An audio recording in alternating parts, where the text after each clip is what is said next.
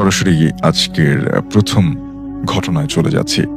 আশা করি মহান আল্লাহর রহমতে অনেক ভালো আছেন।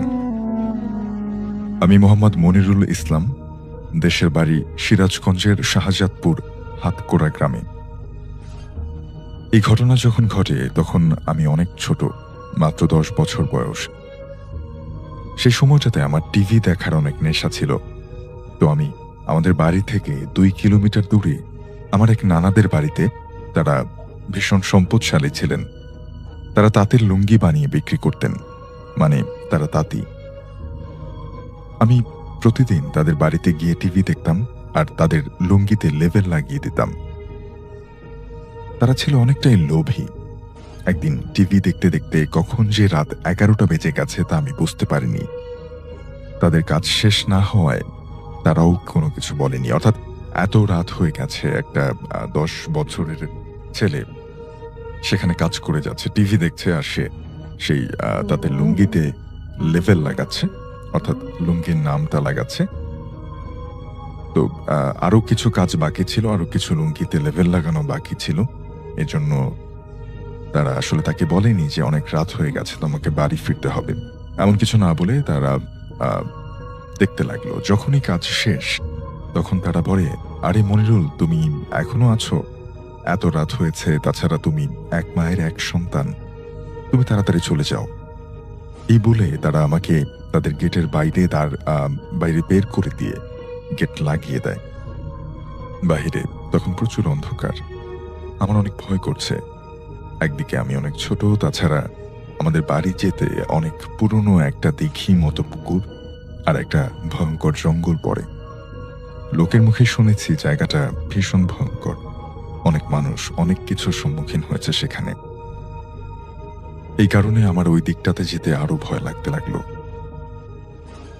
আমি রাস্তার আশেপাশে তাকালাম, ভাবলাম কেউ যদি আসে তাহলে তার সাথে আমি বাড়ি চলে যাব।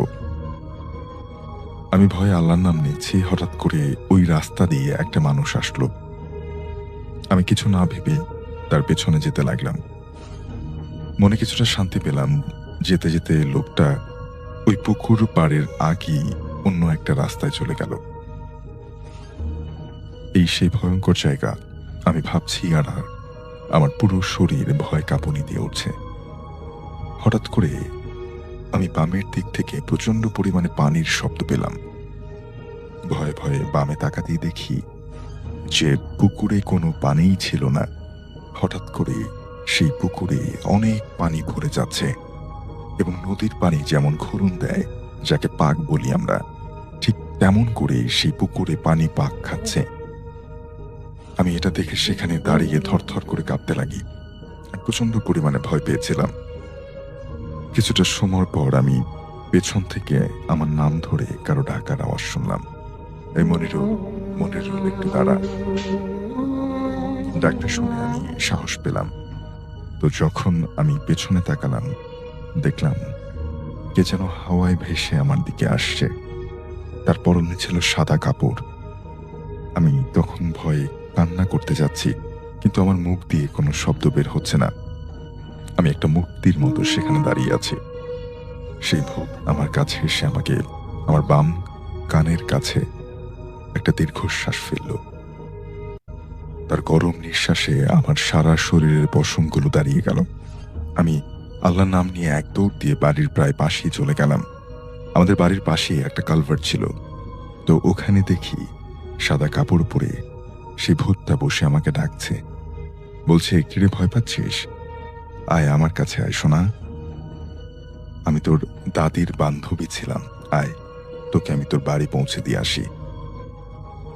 আমি তার কথা শুনে সেখানেই দাঁড়িয়ে পড়লাম এবং প্রচন্ড ভয় ঘামতে লাগলাম। আমি দেখলাম সেই ভূতটা তার লম্বা একটা হাত আমার দিকে বের করে দিয়ে আমার হাতটা খপ করে একটা টান দিয়ে আমাকে তার কোলে নিয়ে বসালো। আমি তার মুখের দিকে তাকাতেই পুরো জায়গাটা অন্ধকার হয়ে গেল। আমি ভয়ে সেখানে অজ্ঞান হয়ে যাই। চোখ খুলে দেখি আমি আমার বাসায় শুয়ে আছি। আমার চারপাশে অনেক লোকজন আমার দিকে তাকিয়ে আছে।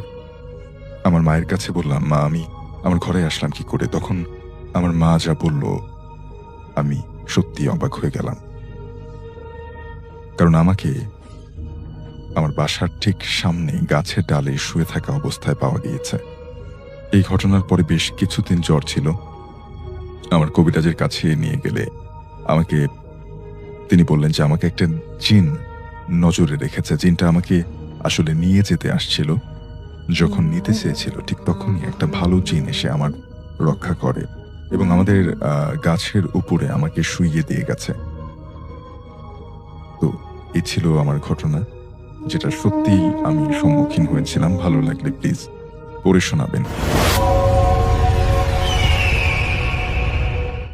আসসালামু আলাইকুম প্রিয় লিসেনার্স, আশা করছি আপনারা সবাই ভালো আছেন এবং ভালোর সাথেই আছেন। তো আমার নাম শাকিল আহমেদ। আমি আজকে যেই ঘটনাটি আপনাদের সঙ্গে শেয়ার করছি, এই ঘটনাটা একটা গ্রামের ঘটনা এবং গভীর রাতে মাছ ধরা নিয়ে ভয়ানক একটা ঘটনা।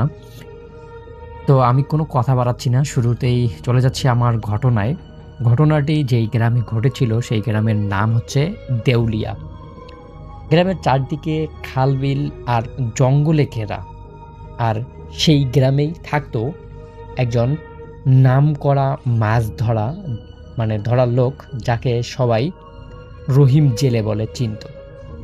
লোকটা ছিল দুর্দান্ত সাহসী, এত বেশি সাহসী যে তিনি সবসময় রাত্রের বেলায় মাছ ধরতে বেশি পছন্দ করতেন। তাকে অনেকবার জিজ্ঞাসা করা হয়েছিল, কিন্তু সে বলতো যে তার রাত্রের বেলায় মাছ ধরতে সবথেকে বেশি স্বাচ্ছন্দ্যবোধ, মানে তিনি সবথেকে বেশি আনন্দ পান আর কি। তো সবাই তাকে বলতো, রাতে ওই বিলে কাছে যাস না, ওই বিলে অনেক কিছু থাকে, গুরুজনরা অনেক কথা বলে, ওই বিলে যাস না। কিন্তু রহিম জেলে এই সব কিছু মানতো না, কোনো কিছুই ভয় না করে তিনি মাত্র শুধু রাত্রেবেলায় মাছ মারতেন। তো এলাকার এই দেউলিয়া গ্রাম, মানে গ্রামের পাশের একটা গ্রাম আছে, যেই গ্রামের নাম রহমতপুর। তো এই গ্রামের একটা নদী ছিল, যেই নদীটাকে সবাই অন্ধকার নদী হিসেবে চিনত। তো এই নদীতে কেউ কখনো মাছ মারতে যাইতো না, কারণ এখানে বিভিন্ন রকমের সমস্যা সবসময় হয়েই থাকতো। তো এই কারণে এই নদীতে কেউ ওইভাবে মাছ মারতে যায়নি কখনো। কিন্তু এই কথাটা যখন রহিম জেলের কাছে এসে পৌঁছালো, তিনি ভাবলেন যে আমার এই নদীতেই আমার মাছ মারতে হবে। এবং তারপরেই শুরু হয় ভয়ানক একটা ঘটনা। আমি আশা করব শেষ পর্যন্ত আমাদের সাথেই থাকবেন, কারণ ঘটনাটা সত্যি এবং অনেক ভয়ানক একটা ঘটনা। যাই হোক, একদিন রাত 2টা বাজে, আকাশ মেঘলা, মাঝে মাঝে হালকা বিজলি চমকাচ্ছে। রহিম জেলে তার নৌকা নিয়ে বের হলো সেই বড় বিলের দিকে। চারদিকটা একদম নিস্তব্ধ, শুধু ব্যাঙের ডাক আর পানির ঢেউয়ের শব্দ ছাড়া আর কিছুই শোনা যাচ্ছে না। পরিবেশটা এমন ছিল যে তাকে নিষেধ করতেছে যে তুই মাছ মারিস না, মাছ ধরিস না, এখান থেকে চলে যা। কিন্তু রহিম জেলে এই সব কিছুকে উপেক্ষা করে তিনি তার জালটা ফেলা শুরু করলেন সেই নদীতে। তো আমি যতদূর জানি যে এলাকার নদীতে যদি আপনি মাছ ধরতে চান, তাহলে অবশ্যই আপনাকে কিন্তু খাবার কিছু দিতে হবে, শুকনা খাবার বা মাছ যেই সমস্ত খাবার বেশি পছন্দ করে সেই খাবারগুলো দিতে হবে।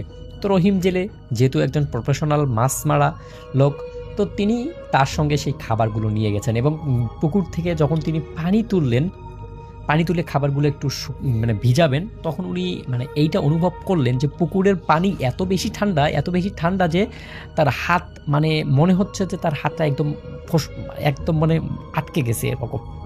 তো উনি বিষয়টাকে স্বাভাবিক বলেই মনে করলেন, যদিও তখন কিন্তু ঠান্ডা সিজন ছিল না। তো যাই হোক, তিনি মাছের যে খাবারগুলো ছিল সেই খাবারগুলোকে ভালো করে মিক্স করালেন পানির মধ্যে, ভালো মতনে সব কিছু ঠিকঠাক করে। এখন তিনি মাছ ধরার জন্য জাল ফেললেন এবং জালের অপোজিট সাইডে তিনি কিছু খাবার দিয়ে রাখলেন, যেন মাছগুলো যখনই আসে তখনই যেন ফেঁদে যায়। তারপর তার জাল ফেলা শেষ, এখন তিনি বিশ্রাম নিচ্ছেন, কখন মাছ আসবে বা মাছের জন্য তিনি অপেক্ষা করতেছেন তার নৌকার ভিতরে। তো হঠাৎ করে তার যে জালটা ছিল সেই জালটা অস্বাভাবিকভাবে নড়াচড়া শুরু করে দিল। সাধারণত মাছ কিন্তু বিশাল বড় জালকে এতটাও নড়াচড়া করতে পারে না যতটা নড়াচড়া এখনো হচ্ছে।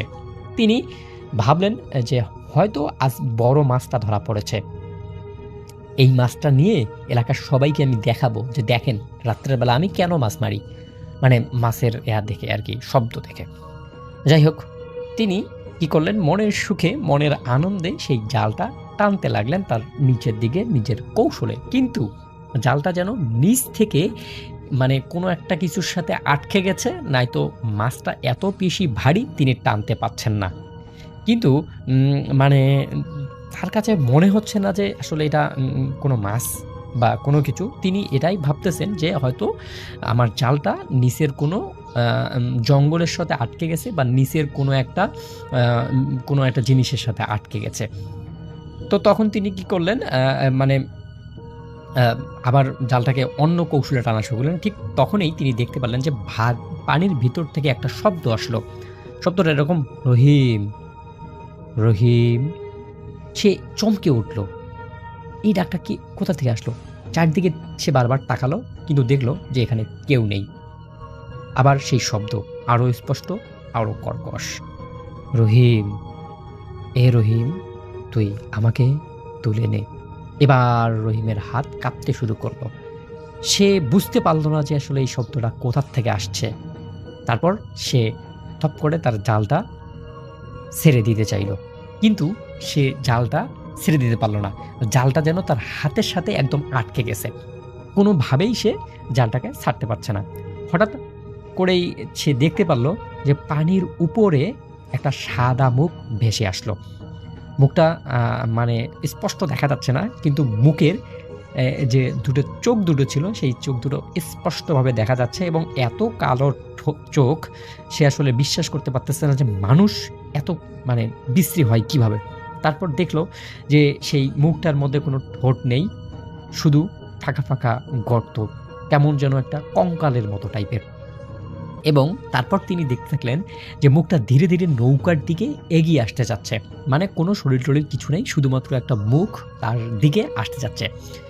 এটা দেখে রহিম মিয়া খুব জোরে চিৎকার করতে গেল, এত জোরে চিৎকার করতে গেল যে তার গলা ছিঁড়ে যাবে, কিন্তু কোনো রকম শব্দ বের হচ্ছে না। তারপর সে বুঝলো ওটা মাছ না, ওটা হয়তো খারাপ কিছু। তারপর ওটা তার পায়ের দিকে তাকিয়ে হাসছে, ভীষণভাবে হাসছে। হঠাৎ করে জালটা নিজের থেকেই তার নৌকার মধ্যে উঠে এলো, কিন্তু জালের ভিতরে কোনো মাছ নেই, কোনো কিছু আটকা নেই, কোনো মানে কাদো নেই বা কোনো কিছু যে আটকে ছিল সেটা কিছুই নেই। বরং জালের ফাঁকে ফাঁকে জড়িয়ে আছে লম্বা লম্বা কালো কালো কিছু চুল। আর সেই চুলগুলো নড়ছে, মনে হচ্ছে চুলগুলো জীবিত। এটা দেখে রহিম জেলে খুব বেশি ভয় পেয়ে যায়। এত বেশি ভয় পায় যে তার নিজেকে সে আর কন্ট্রোল করতে পারছে না। কন্ট্রোল করতে না পেরে সে মানে পুকুরে লাফ দিবে না কি করবে সেটা বুঝতে পারতেছে না। তো হঠাৎ করে তার মাথা চক্কর দিয়ে সে সেখানে পড়ে যায়। তারপর দিন সকালে যারা আরকি পথচারী তারা দেখতে পারে যে এখানে একটা মানুষ অজ্ঞান অবস্থায় আছে। মানুষগুলো তাকে নিয়ে আসে। নিয়ে আসার পর তার যে আ আ মানে অনেক কষ্ট করে তার জ্ঞান ফেরায়। জ্ঞান ফেরানোর পরে তাকে জিজ্ঞাসা করা হয় যে গতরাত্রে কি হয়েছিল? এবং তিনি আসলে তার যে পুরো ঘটনাটা গতরাত্রে যেটা তার সাথে ঘটে গেছে সেই ঘটনাটার বর্ণনা দিতে গিয়ে তিনি যখন এটা বলছিলেন তখন এলাকার একজন মুরুব্বি আসে। সেই মুরুব্বি এসে তাকে মানে বলে যে, "তোমাকে নিষেধ করা হয়েছিল যে এই পুকুরে যেন তুমি মাছ ধরতে না আসো। তারপরে তোমার জন্য এটা হইল।" তো তারপর ওরা আসলে কিছু না করে রহিম মিয়াকে তার বাড়িতে দিয়ে আসেন। কিন্তু তারপরেই শুরু হয় যে আসল কাহিনী। রহিম মিয়ার রাত্রের বেলা প্রচণ্ড রকমের জ্বর আসে, কাঁপুনি দিয়ে জ্বর আসে। বাড়ির মধ্যে যত মোটা ভারী জিনিসপত্র ছিল সবগুলাই রহিম মিয়ার উপরে তুলে দেওয়া হলেও তার যে শরীরের কাঁপুনি আছে সেই কাঁপুনিটা কিন্তু কেউ থামাতে পারত না। তারপর তার স্ত্রী এবং তার সন্তান তাকে নিয়ে আ ভালো একটা কবিরাজের কাছে যান। যেই কবিরাজ তাদেরকে পরামর্শ দেন যে আসলে তোমার বাবা যেটা করেছে সেটা মোটেও ঠিক করেনি। সেই নদীতে উম উম উম যাই মানে যেই জিনেরা ছিল সেই জিনেরাদের যে চুল ছিল, সেই চুল নিয়ে তোমার বাবা টানাটানি করছে। এখন তোমার বাবার তো আর রক্ষা নাই। তারপর তার স্ত্রী এবং তার সন্তান ছিল যে, ওরা কবিরাজকে ভালো করে রিকোয়েস্ট করে। রিকোয়েস্ট করার পর কবিরাজ ৩ দিন পর তাদেরকে ডাকে।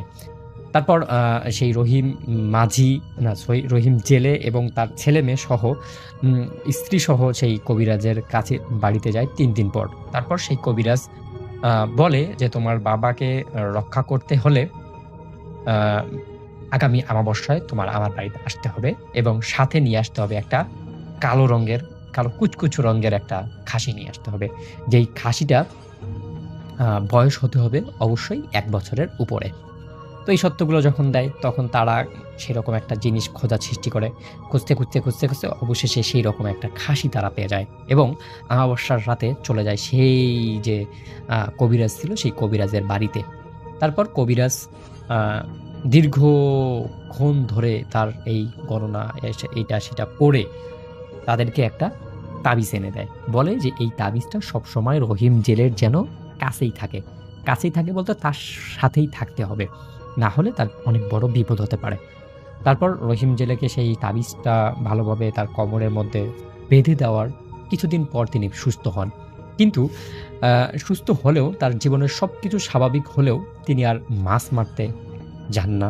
কখনো আর তিনি মাছ মারেননি। তার মাছ মারার প্রতি যে একটা প্রচণ্ড রকমের ঘৃণা জন্মেছে, সেই ঘৃণাটা সারা জীবন মানুষের কাছে বয়ে বেরিয়েছে। মানুষ তাকে অনেকবার বলেছিল মাছ মারার জন্য, তার বন্ধুরা, তার আত্মীয়স্বজনরা, কিন্তু সে আর কখনোই মাছ মারতে যাননি তো যাননি। একদম মানে তিনি কাউকে মাছ মারা দেখেনওনি। এরকম একটা তার মনের মধ্যে জেদ উঠে যায়। তো এই ঘটনাটা আজ থেকে প্রায় ১০ বছর আগের একটা ঘটনা। এই ঘটনাটাই শুনেছিলাম আমি আমার একটা বন্ধুর কাছ থেকে। তো ঘটনাটি কেমন লাগলো অবশ্যই জানাবেন। আর আপনাদের সবার মঙ্গল এবং সুস্বাস্থ্য কামনা করছি।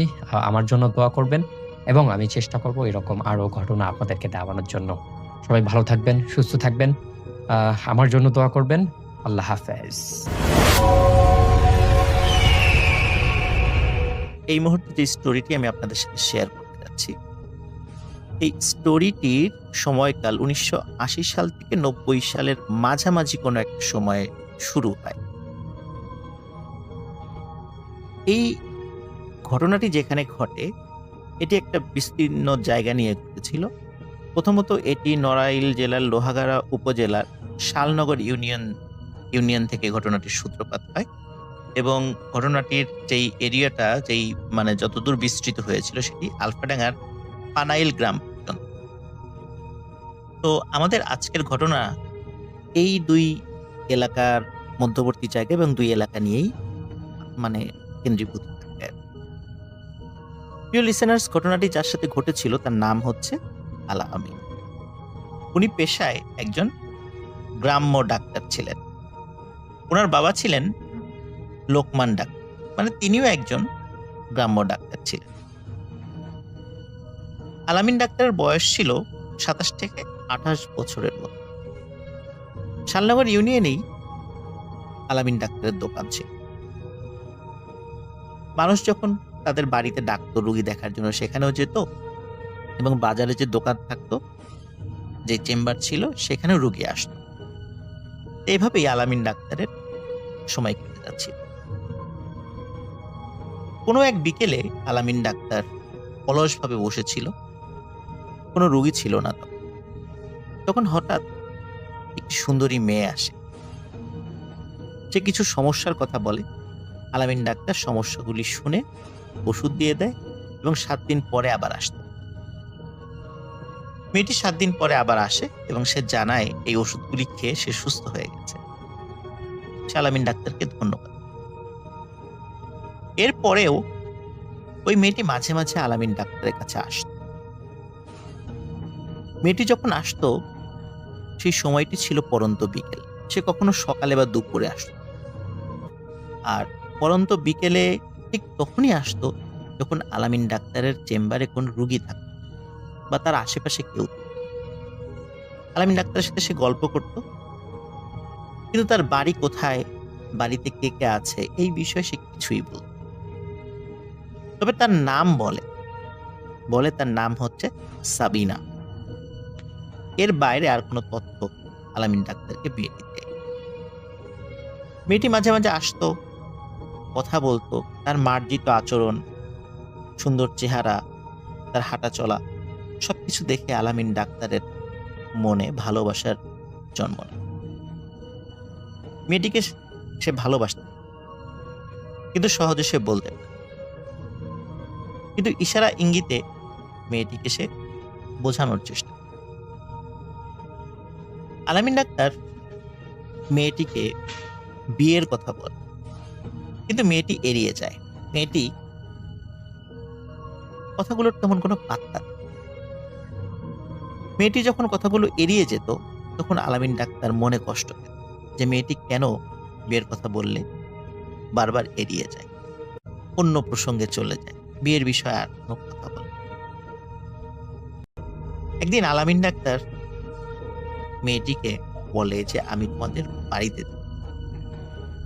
মেয়েটি প্রথমে বলে যে না, আমাদের বাড়িতে যাওয়া যাবে না, আপনি যাবেন না, যাওয়ার দরকার নাই, এই ধরনের কথা বলে। কিন্তু আলামিন ডাক্তারও নাছোর বান্দা, সে যেতে চায়। মেয়েটি বলে ঠিক আছে, আমি সময় সুযোগ করে একদিন নিয়ে যাব। ঠিক একই রকম ভাবে কোনো এক বিকেলে মেয়েটি আসে। এবার সে সুন্দর একটি শাড়ি পরে এসেছে। শাড়িতে মেয়েটিকে আরো সুন্দর লাগছিল। সাধারণত মেয়েটি যখন আসতো তখন থ্রি পিস বা সালোয়ার কামিজ এই ধরনের ড্রেস পরে আসতো। ওই দিন আসে এবং আলাপচারিতায় মেয়েটি আলামিন ডাক্তারকে বলে, আপনি আমাদের বাড়িতে যেতে চেয়েছিলেন, যাবেন আজকে? আলামিন ডাক্তার সাথে সাথে রাজি হয়েছে, বলে হ্যাঁ অবশ্যই যাব, কিন্তু এখন তো পরন্ত বিকেল, এখন গিয়ে ফিরতে ফিরতে রাত হয়ে যাবে না তো? মেয়েটি বলে না, কোনো সমস্যা নেই, আপনি ফিরতে পারবেন, আমি ব্যবস্থা করে দেব। মেয়েটি আলামিন ডাক্তারকে সাথে নিয়ে বের হয়ে যায়। শালনগর ইউনিয়ন থেকে বেশ দূরে একটি ঘাট রয়েছে, তার নাম হচ্ছে বানাঘাট। এই বানাঘাট পার হয়ে আলফাডাঙ্গার পানাইল গ্রামে তারা যায়। কিন্তু এই আলফাডাঙ্গার পানাইল গ্রামে যে যাচ্ছে, এই পানাইল গ্রামের নাম আলামিন ডাক্তার জানত এবং অ্যাকচুয়ালি যে সে আসলে কোথায় যাচ্ছে এটাও ওই মেয়েটি বলে। মেয়েটি যখন তাকে নিয়ে বের হয়, বের হওয়ার পর প্রথমে একটি গ্রাম পায়, সেই গ্রামের নাম হচ্ছে ভেন্নাতলা বাজার। এই ভেন্নাতলা বাজারের থেকে একটি ভ্যান নিয়ে আগাতে থাকে। আসলে ওই ভেন্নাতলা বাজারটা কিন্তু ওই নদী পার হয়ে, সেখান থেকে ভ্যানে করে যেতে থাকে। যেতে যেতে যেতে যেতে একটি বাগানের কাছে এসে পড়ে। এখানে একটা বিষয় বলে রাখা ভালো, ভেন্নাতলা বাজারে যখন আলামিন ডাক্তার ও সাবিনা নামের ওই মেয়েটি আসে, আসার পরে দেখে যে একটি ভ্যান দাঁড়িয়ে আছে। ভ্যানকে ওই সাবিনা নামের ওই মেয়েটি বলে, এই ভ্যান যাবেন? ভ্যানে থাকা যে চালকটি ছিল বলে হ্যাঁ যাব, আর কোনো কথা বলে না। দুজন উঠে বসে ভ্যান চলতে থাকে এবং ভ্যানের গতি স্বাভাবিক ভ্যানের যে গতি থাকে, পা চালিত ভ্যান, তার থেকে অনেক অনেক বেশি গতি ছিল। এবং ভ্যানওয়ালাও কিছু বলে না, সাবিনা নামের ওই মেয়েটিও কিছু, দুজনই চুপ। কিন্তু ভ্যানওয়ালা কিন্তু তার মতো করে ভ্যান চালিয়ে যাচ্ছে। চালাতে চালাতে একটি বাগানের পাশে এসে ভ্যান, আলামিন কিন্তু জানছিল না যে এটি আসলে কোন গ্রাম। কিন্তু এই গ্রামটি ছিল আলফাডাঙ্গার পানাইল। যাই হোক, বাগানের কাছে এসে ভ্যানটি থামে। ওই বাগান থেকে বেশ কিছুটা দূরে আরেকটি ছোট্ট বাজার হয়েছে, 3-4টা দোকান রয়েছে। ওই বাজারটা পার হয়েই তারা সেখানে। তো ভ্যান থেকে নেমে আলামিন ডাক্তার এবং সাবিনা নামের মেয়েটি হাঁটতে বাগানের অন্ধকার বাগান, কোনো আলো তেমন নেই, চাঁদের আলোতে যত দেখা যায়। তখন আলামিন ডাক্তার ওই সাবিনা নামের ওই মেয়েটিকে বলে, তুমি প্রতিদিন এই বাগান পার হয়ে আসো, আবার যাও। তোমার তো যেতে যেতে বিকালে যখন আমার কাছে আসো, আবার যখন যাও তখন থেকে দেখতে সন্ধ্যা হয়ে যায় এরকম। তোমার একা একা এই বাগান পার হয়ে যেতে ভয় লাগে না? তখন মেয়েটি বলে, না, আমার ভয় লাগে। আমি সবসময় আসা যাওয়া করি তো, এই জন্য রাস্তাঘাট আমার চেনা, এই জন্য আমার ভয় লাগে। আলামিন ডাক্তার বলে, তবুও রাতের বেলা একা একটা মেয়ের চলাফেরা ভয় তো লাগার কথা। তখন মেয়েটি বলে, আমি এই এলাকারই মেয়ে, আমাকে সবাই চেনে, আমি কাউকে ভয় করি না, আর কেউ আমাকে কিছু বলবেও না। যাই হোক, আলামিন ডাক্তার এই বিষয়টা নিয়ে আর কোনো কথা বাড়ায় না। হাঁটতে হাঁটতে বাগানের ঠিক ওই পাশে তারা চলে যায়, মানে উল্টো পাশে চলে যায়। উল্টো পাশে গিয়ে আলামিন ডাক্তার দুটি ঘর, একটি টিনের ঘর আর একটি শনের ঘর। আমরা গ্রামে কিন্তু শনের ঘরগুলো আমরা দেখেছি।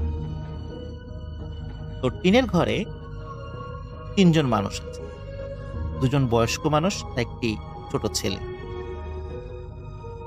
তখন ওই মেয়েটি পরিচয় করিয়ে দেয়, এটি আমার মা, এটি আমার বাবা, আর এটি আমার ছোট।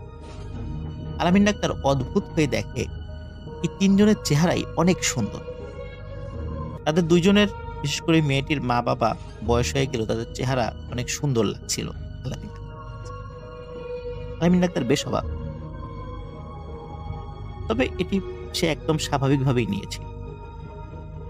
যেহেতু বাড়িতে গেস্ট এসেছে, গেস্টকে আপ্যায়ন করে তার সাধ্য। আলামিন ডাক্তার খাওয়া দাওয়া করে, ওই মেয়েটির মা বাবার সাথে কথা বলে, তার ভাইয়ের সাথেও কথা বলে। তার ভাইটি তখন লেখাপড়া করছে। একদম স্বাভাবিকভাবে সবকিছু চলছে। খাওয়া দাওয়া শেষে মেয়েটি বলে, চলুন আপনাকে এগিয়ে দিতে আসি। আলামিন ডাক্তার বলে, না না, আমি একাই যেতে পারবো, তোমাকে আর কষ্ট করে এই বাগানের মধ্যে দিয়ে আসতে হবে। মেয়েটি বলল, না, কোনো সমস্যা নেই, আমি আপনাকে এগিয়ে দিতে আসি। মেয়েটি বাগান পার করে দিয়ে আলামিন ডাক্তারকে এগিয়ে দেয়। আলামিন ডাক্তার খেয়াল করে দূরে যেই ছোট্ট কয়েকটি দোকান দেখা যাচ্ছে, সেখানে সেই ভ্যান চালকটি, যেই ভ্যান চালকটা তাদেরকে এখানে নিয়ে এসেছিল, সে সেখানে বসে আছে। এবং সেই ভ্যান চালকের সাথে আরো কয়েকটি ভ্যানও রয়েছে, সেখানে সেই ভ্যানগুলো তো চালক রয়েছে। সে কাছে যাচ্ছিল, অদ্ভুত ব্যাপার খেয়াল করছিল, যে ভ্যানটিতে আলামিন ডাক্তার এবং ওই মেয়েটি এসেছিল, ওই ভ্যানের চালক অন্য কোনো ভ্যান চালকের সাথে কোনো কথা বলছে।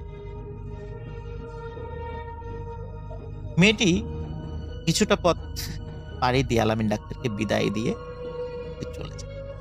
আলামিন ডাক্তার সেই ভ্যানের কাছে গিয়ে বলে, আপনি যাবেন? ভ্যানওয়ালা বলে, হ্যাঁ যাব, ওঠেন। আলামিন ডাক্তার ভ্যানে উঠে বসে। ভ্যান চলতে ঠিক একই রকম ভাবে পা চালিত স্বাভাবিক ভ্যানের যে গতি থাকে, সেই গতি থেকেও অনেক বেশি গতি ছিল ওই ভ্যান। অল্প সময়ের মধ্যে ওই ভ্যান্নাতলা বাজার থেকে বেরিঘাট নামক আর একটা জায়গা আছে, সেটা পাড়ি দিয়ে বানাঘাটের কাছে নিয়ে এসে ওই ভ্যানওয়ালা বিদায়।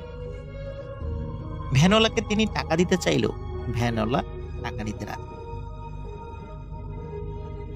এর মধ্যে আলামিন ডাক্তার হিসাব করে যে বানাঘাট থেকে বেরিঘাটের যে দূরত্ব, এই দূরত্ব প্রায় 4 থেকে 5 কিলোমিটার, এবং ওই ভ্যান্নাতলা বাজারের দূরত্বও ওই বেরিঘাট থেকেও আরো অনেক দূর।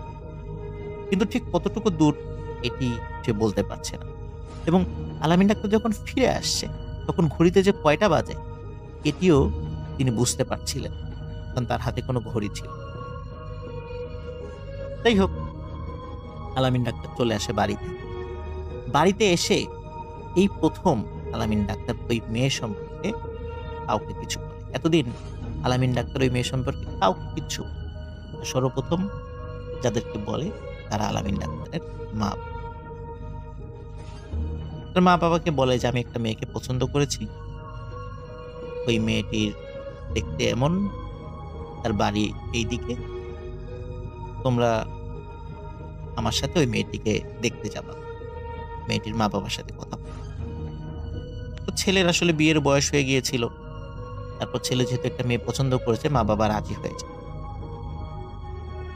এখন আলামিন ডাক্তারের দায়িত্ব ছিল ওই মেয়েটিকে বলে একটা তারিখ ফিক্স করা, যেই তারিখে আলামিন ডাক্তারের মা বাবা তাদের বাড়িতে যায়।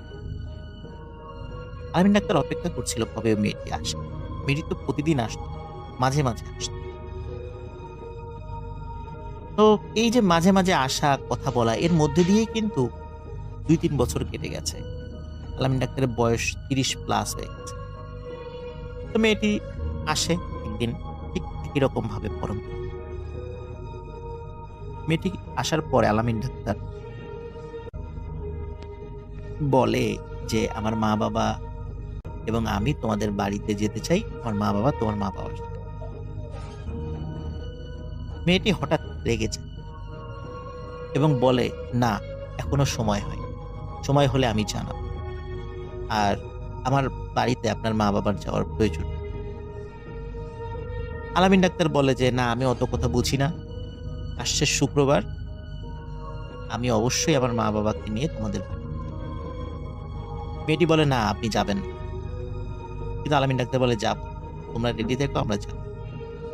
মেয়েটির সাথে কথা কাটি হয়। মেয়েটি মন খারাপ করে আলামিন ডাক্তার চেম্বার থেকে বের হয়। তা আলামিন ডাক্তার দূর থেকেও বলে, যতই রাগারাগি করো, শুক্রবার কিন্তু আমি আমার মা বাবাকে নিয়ে যাচ্ছি। এটি আবারও ইশারা করে না, কিন্তু আলামিন ডাক্তার শোনে। ওই দিন শুক্রবার দুপুরের পরে যাওয়ার কথা থাকলেও আলামিন ডাক্তারের কোনো একটা রুগী দেখতে অন্য গ্রামের একটা বাড়িতে যাওয়ার কারণে আলামিন ডাক্তার দেরি হয়ে যায়। বিকালের দিকে রওনা। একই রকম ভাবে বানাঘাট পার হয়ে তারা যখন একটা ভ্যানের কাছে জিজ্ঞেস করে যে, আমরা ভ্যান্নাতলা বাজারের পাশে যে বাগান রয়েছে, ওই বাগানের ওখানে যাই। তখন বলে যে, ওইখানে তো পানাইল গ্রাম, কিন্তু ওইখানে তো ভ্যান যায় না। তখন আলামিন ডাক্তার অবাক হয়, কি বলেন, পানাইল গ্রামে ভ্যান যায় না? আমি নিজে গেছি সেখানে। ভ্যানওয়ালা বলে যে, না না, ওখানে তো ভ্যান যায় না, কারণ ওটা তো অনেক দূর, ভ্যানে যেতেই প্রায় 2 থেকে 2.5 ঘন্টা সময় লাগে। তখন আলামিন ডাক্তার বলে, তা লাগুক, আপনার যত টাকা লাগে আমি দেব, আপনার যতটুকু সম্মানী পারিশ্রমিক দেওয়ার দরকার আমি দেব, আমাকে নিয়ে যান, আমি রিজার্ভ নিচ্ছি, আবার আমরা ফিরে আসবো আপনার ভ্যানে। ভ্যানওয়ালা দেখে যে 3 জন লোক আর ভালোই টাকা পয়সা পাওয়া যাবে, নিয়ে যায়। ভ্যানওয়ালা আলামিন ডাক্তার ও তার মা বাবাকে নিয়ে যাত্রা শুরু করে সেই পানাইল গ্রামে। নড়াইল জেলা কিন্তু নদী পার হয়ে এসেছে। এখন কিন্তু ফরিদপুরের আলফাডাঙ্গা উপজেলার পানাইল গ্রামে তারা যাচ্ছে। আসলে আলামিন ডাক্তার মানে পানাইল গ্রামের নাম প্রথমে জানত না, পরবর্তীতে সে জানত। যাই হোক, যাচ্ছে। একটা জায়গায় এসে আলামিন ডাক্তারকে ওই ভ্যানওয়ালা বলে, আপনি এই বাগানের কথাই বলছিলেন? আলামিন ডাক্তার বলে, হ্যাঁ, আমি তো এদিক দিয়ে আসছিলাম, ওই তো সবই চিনতে পারছি, এই তো সেই বাগান। আপনি এখানে দাঁড়ান, আমরা আসছি, ঘন্টা 2-1 সময় লাগবে, আপনি চলে যান। ভ্যানওয়ালা ওইখানে ওয়েট। আলামিন ডাক্তার তার মা বাবাকে নিয়ে জঙ্গলের ভিতর দিয়ে এগোতে। তখন কিন্তু রাত হয়ে গেছে, টর্চ লাইট ছিল, তারা যাচ্ছে। জঙ্গল পার হয়ে আলামিন ডাক্তার এমন একটি দৃশ্য দেখে, যেটা দেখার জন্য সে মোটেও প্রস্তুত ছিল। সে কিন্তু কোনো ভয়ঙ্কর দৃশ্য দেখে, একদম স্বাভাবিক বাস্তব একটা দৃশ্য। কি সে দৃশ্য? সে দেখেছিল যে সে যেখানে দাঁড়িয়ে আছে সেখানে কোনো ঘর বাড়ি। শুধু তাই নয়, তার চোখ যতদূর যাচ্ছে, সামনে, ডানে, বায়ে, সেখানে কোনো। আলামিন ডাক্তারকে তার মা বাবা বলে, বাবা, তুমি মনে হয় ভুল করে অন্য জায়গা চলে এসেছো। আলামিন ডাক্তার বলে, না, আমি এই পথ দিয়ে এসেছি। সে খুব কনফিডেন্ট ছিল যে সে এই পথ দিয়ে এসেছে, তারপরেও ভুল হতেই পারে মানুষের। আলামিন ডাক্তার এবং তার মা বাবা আশেপাশের বেশ কিছু দূর পথ হাঁটাহাঁটি, তারা বুঝতে পারে এখানে আসলেই কোনো, এবং ওই বাগানের ওই পাশে একটি চর রয়েছে, চরের ওই পাশে নদী রয়েছে। আলামিন ডাক্তার মন খারাপ করে ফিরে আসে। ফিরে আসার পরে ওই ভ্যান চালককে জিজ্ঞেস করে যে, আচ্ছা, এখানে তো এরকম বাড়িঘর ছিল। তখন ওই ভ্যান চালক বলে, না না, এখানে তো কোনো ঘর বাড়ি ছিল না, আমার জানা মতো এখানে কোনো ঘর বাড়ি নাই, বহুদিন ধরেই এখানে কোনো ঘর বাড়ি। তখন আলামিন ডাক্তার এবং তার মা বাবা মন খারাপ করে আবার ভ্যানে উঠে ওই ভ্যান্নাতলা বাজারে একটা চলে আসে। আসার পরে সেখানে মানুষদেরকে বলে যে আমরা তো এখানে এসেছিলাম, ওই বাগানের ওই পাশে তো ঘরবাড়ি আছে, তো আমরা তো একটা বিয়ের কথা নিয়ে এসেছিলাম, তো ওইখানে আসলে আমরা তো কোনো ঘরবাড়ি দেখি। স্থানীয় যেখানে ওই লোকজন যারা ওখানে ছিল তারা সবাই বলে না না, ওইখানে তো আসলে কোনো ঘরবাড়ি নাই, ওখানে তো কোনো মানুষ বসবাস করে। কিন্তু ওই গ্রামের একজন প্রবীণ মুরব্বী দোকানে বসে চা খাচ্ছে। আলামিন ডাক্তারকে এসে বলে, এই ছেলে, তুমি আমাকে বিষয়টা খুলে বলো তো। আলামিন ডাক্তার বিষয়টা খুলে বলে। ওই মুরব্বী কিছুক্ষণ চুপ করে থেকে বলে, বাবা, আমার মনে হচ্ছে তুমি কোনো একটা ছলনায় পড়ে গেছো, আর তুমি জুনির ছলনায় পড়েছ। তখন আলামিন ডাক্তার বলে, জুনিকে? জুনিকে তো আমি চিনি না। এবং আশেপাশের কিছু লোকজন বলে যে আসলে তো জুনি কি? জুনির নাম তো আমরা কখনো শুনি।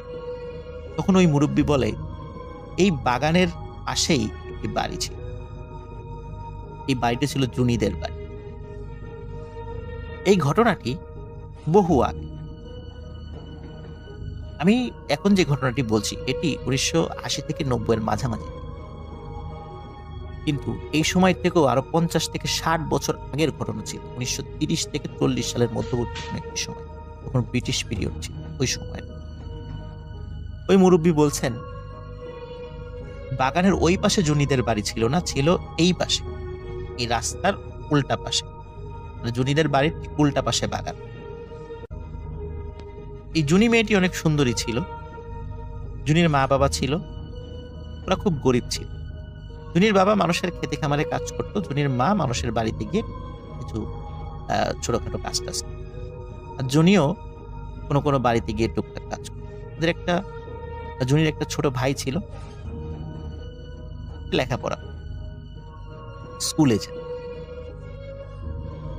গ্রামের কিছু বখাটা ছেলেদের উৎপাতে জুনি খুব অতিষ্ঠ। কোনো এক রাতে এই বখাটা ছেলে পেলেদের দ্বারা জুনি মারাত্মক নিগৃহীত হয়। লজ্জায় অপমানে জুনি তার এই বাসার কাছে আম গাছের ডালে সুইসাইড। মেয়ের মৃত্যুতে প্রচন্ড শোকে কিছুদিনের মধ্যে জুনির মা বাবা দুজনই মারা যায়। জুনির ছোট ভাই, সে শারীরিকভাবে কিছুটা অসুস্থ ছিল, সেও ধুকে ধুকে মারা যায়, কারণ তার এই দুনিয়াতে আপন বলে কেউ ছিল। ওই মুরব্বী আলামিন ডাক্তারকে বলে, তুমি আসলে জুনিরই খপ্পরে পড়েছ। যাই হোক, আসলে একটি ছলনা ছিল, তোমরা চলে যাও। আলামিন ডাক্তার ওই মুরব্বীর কাছ থেকে এই জুনির গল্প শুনে শুধু আলামিন ডাক্তার নয়, শুধু আলামিন ডাক্তারের মা বাবা নয়, স্থানীয় আশেপাশের আরো অনেক মানুষই খুবই অবাক হয়। যাই হোক, আলামিন ডাক্তার বাড়িতে চলে আসে, তার মন টন খুব খারাপ থাকে। ওই রাত্রে আলামিন ডাক্তার সেই সাবিনা নামের মেয়েটিকে স্বপ্নে দেখে সাবিনা নামের ওই মেয়েটি এসেছে। আসার পরে আলামিন ডাক্তার তাকে বলে, তোমার নাম কি জুনি? তখন ওই মেয়েটি বলে, হ্যাঁ, আমার নাম জুনি। তখন ওই মেয়েটি বলে, আমি তোকে বারবার বলেছি যে এখনো সময় হয়নি, তারপরও তুই আমার কথা শুনিস না। তুই আমার বিষয়টা তোর মা বাবাকে বলেছিস, এবং এখন ওই বিষয়টি আরো অনেক মানুষ জেনে গেছে। তুই কাজটি ভালো করিস না।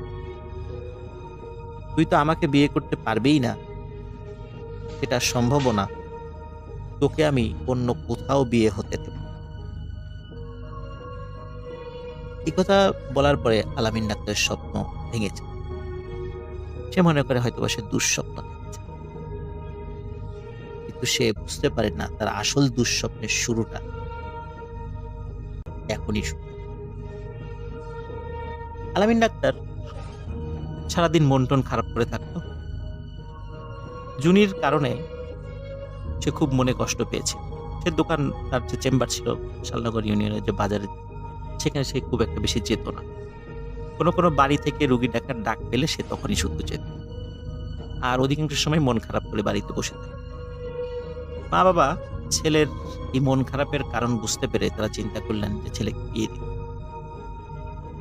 আত্মীয় স্বজনের মাধ্যমে একটি গ্রামের একটি মেয়েকে দেখার জন্য সময় নির্ধারণ করা হয়। আলামিন ডাক্তার, তার মা বাবা এবং আরো কয়েকজন আত্মীয় স্বজন মিলে ওই মেয়েটির বাড়ি যায়। যখন মেয়েটির বাড়ির উঠোনে সবাই বসেছিল, তাদেরকে চা নাস্তা খেতে দেওয়া হয়। কিছু সময় আলাপচারিতার পরে ওই মেয়েটিকে ঘরের ভিতর থেকে নিয়ে আসা হয়। মেয়েটি ঘোমটা দিয়ে বের হয়ে আসে।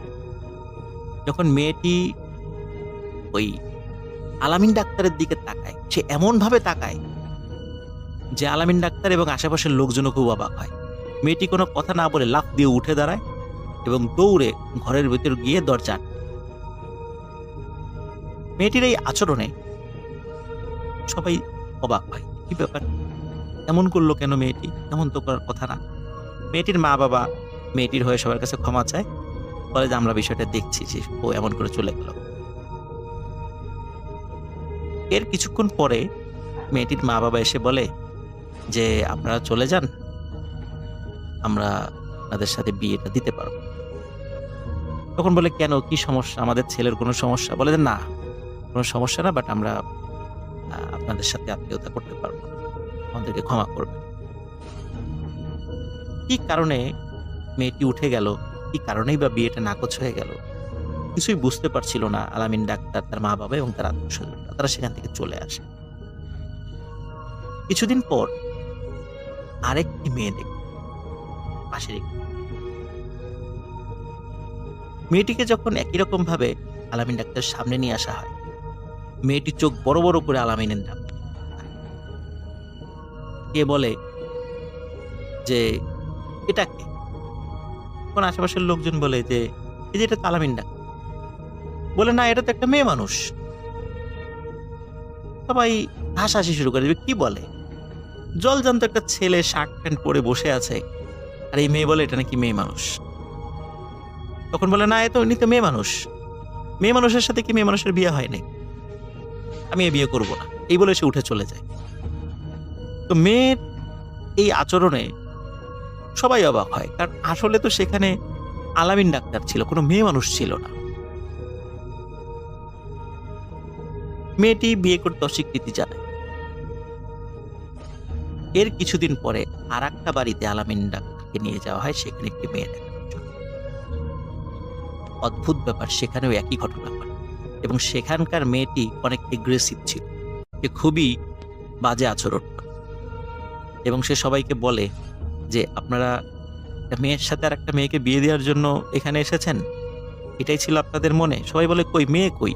বলে এই যে আমি দেখতে পাচ্ছি সালোয়ার কামিজ পরা, হাতে চুড়ি, নাকে নাকফুল, কানের দুল পরে বসে আছে সাজুগুজু করে একটা মেয়ে, আপনারা তার সাথে আমাকে বিয়ে দিবেন? মানে সে খুব উত্তেজিত হয়ে যায়। কিন্তু আসলে ঘটনাটা তো এরকম ছিল না। কিন্তু কেন শুধু কনে বেশে ওই মেয়েটি আলামিন ডাক্তারকে একটি মেয়ের সুরতে দেখছিল? আলামিন ডাক্তার এবং তার আত্মীয় স্বজনরা ওখান থেকে চলে আসে এবং চলে আসার পরে প্রথম যেই মেয়েটিকে দেখানো হয়েছিল, সেই মেয়ের পরিবারের সাথে যোগাযোগ করে যে কেন ওই মেয়েটি উঠে চলে গিয়েছিল। পরে জানা যায় ওই মেয়েটিও আলামিন ডাক্তারকে একটি মেয়ের স্রোতে দেখেছিল, যার কারণে ওই মেয়েটি বিয়ে করতে অস্বীকৃতি জানায়। এই খবর যখন গ্রামে ছড়িয়ে গেল, গ্রামের লোকজন বলা শুরু করলো যে আলামিন ডাক্তার হিজড়া হয়ে গেছে। সবাই তাকে কটাক্ষ করে, তামাশা করে হিজড়া ডাক্তার বলে ডাকা শুরু করলো। আলামিন ডাক্তার মনে আরো কষ্ট পেত এবং সবাই বুঝতে পারলো এবং সবাই বলা শুরু করলো যে আলামিন ডাক্তার আর কখনো বিয়ে হবে, ওই জুনিয়রকে আর বিয়ে করতে দেবে। আলামিন ডাক্তারও বুঝতে পারলো যে আসলেই তার আর বিয়ে করা সম্ভব। এভাবেই চলে যায় 10 থেকে 15 বছর। আলামিন ডাক্তারেরও বয়স হয়েছে, প্রায় 50 ছুঁই ছুঁই। সে কিন্তু বাজারে আর যায় না, বাড়িতেই থাকে, আশেপাশের কিছু রোগীতে। এর মধ্যে আলামিন ডাক্তারের সাথে আর কোনো ভয়ঙ্কর প্রায় 15 বছর পর ঘটে আরেক 15 বছর পর 2007 সালের এই ঘটনা ঘটে। সেটি হচ্ছে যে আলামিন ডাক্তার ওই রাত্রে বাড়িতে ছিল, ওই রাত্রে বৃষ্টি হচ্ছিল। হঠাৎ পাশের একটি গ্রাম, যে গ্রামের নাম ছিল ভুলবাড়ি, এই ভুলবাড়িয়া গ্রাম থেকে একজন অপরিচিত লোক আসে এবং সে পরিচয় দেয় যে আমার বাড়ি ভুলবাড়িয়া, আমার মা খুবই অসুস্থ, আপনাকে যেতে হবে। একে তো রাতের বেলা, আলামিন ডাক্তার এমনিতেই জুনিভূতের কারণে সে মানসিকভাবে বিপর্যস্ত ছিল, এই জন্য সে কোথাও বের হতো না। তারপর আবার বৃষ্টি হচ্ছে, আর ভুলবাড়িয়া গ্রামটি তার বাড়ি থেকে প্রায় 3 থেকে 4 কিলোমিটার দূর। এর মধ্যে এই কাদা পথে সাইকেল নিয়েও যেতে পারবে না, যার কারণে আলামিন ডাক্তার কিছুতে রাজি হচ্ছিল না। কিন্তু লোকটির পীড়াপিড়িতে এবং আলামিন ডাক্তারের মা বাবা, তারা আলামিন ডাক্তারকে বলে যে বাবা তুমি যাও, ডাক্তার যেহেতু হয়েছে মানুষকে সেবা তো করতেই হবে, যেহেতু আলামিন ডাক্তারের বাবাও একজন ডাক্তার ছিল। তো আলামিন ডাক্তার রাজি হয়, পায়ে হেঁটেই যাওয়া শুরু। যেতে যেতে যখন ওই গ্রামে চলে আসে, একটি অপরিচিত বাড়িতে এসে থেমে যায়, বলে যে এটাই আমার বাড়ি। আলামিন ডাক্তার খেয়াল করে ওই বাড়িটি আসলে একটি মানে অসমাপ্ত একটি বাড়ি, বিল্ডিং একটা বাড়ি করা হচ্ছে, কিন্তু সেই বাড়িটার কাজ এখনো শেষ হয়। আলামিন ডাক্তার বলে যে এই ঘরেই আমার মা থাকে, আপনি যান, ঘরটা অন্ধকার, আমি একটা আলো নিয়ে আসছি। তো আলামিন ডাক্তার যখনই ওই ঘরের কাছে যায়, দেখে ঘরের মধ্যে অনেক আলো।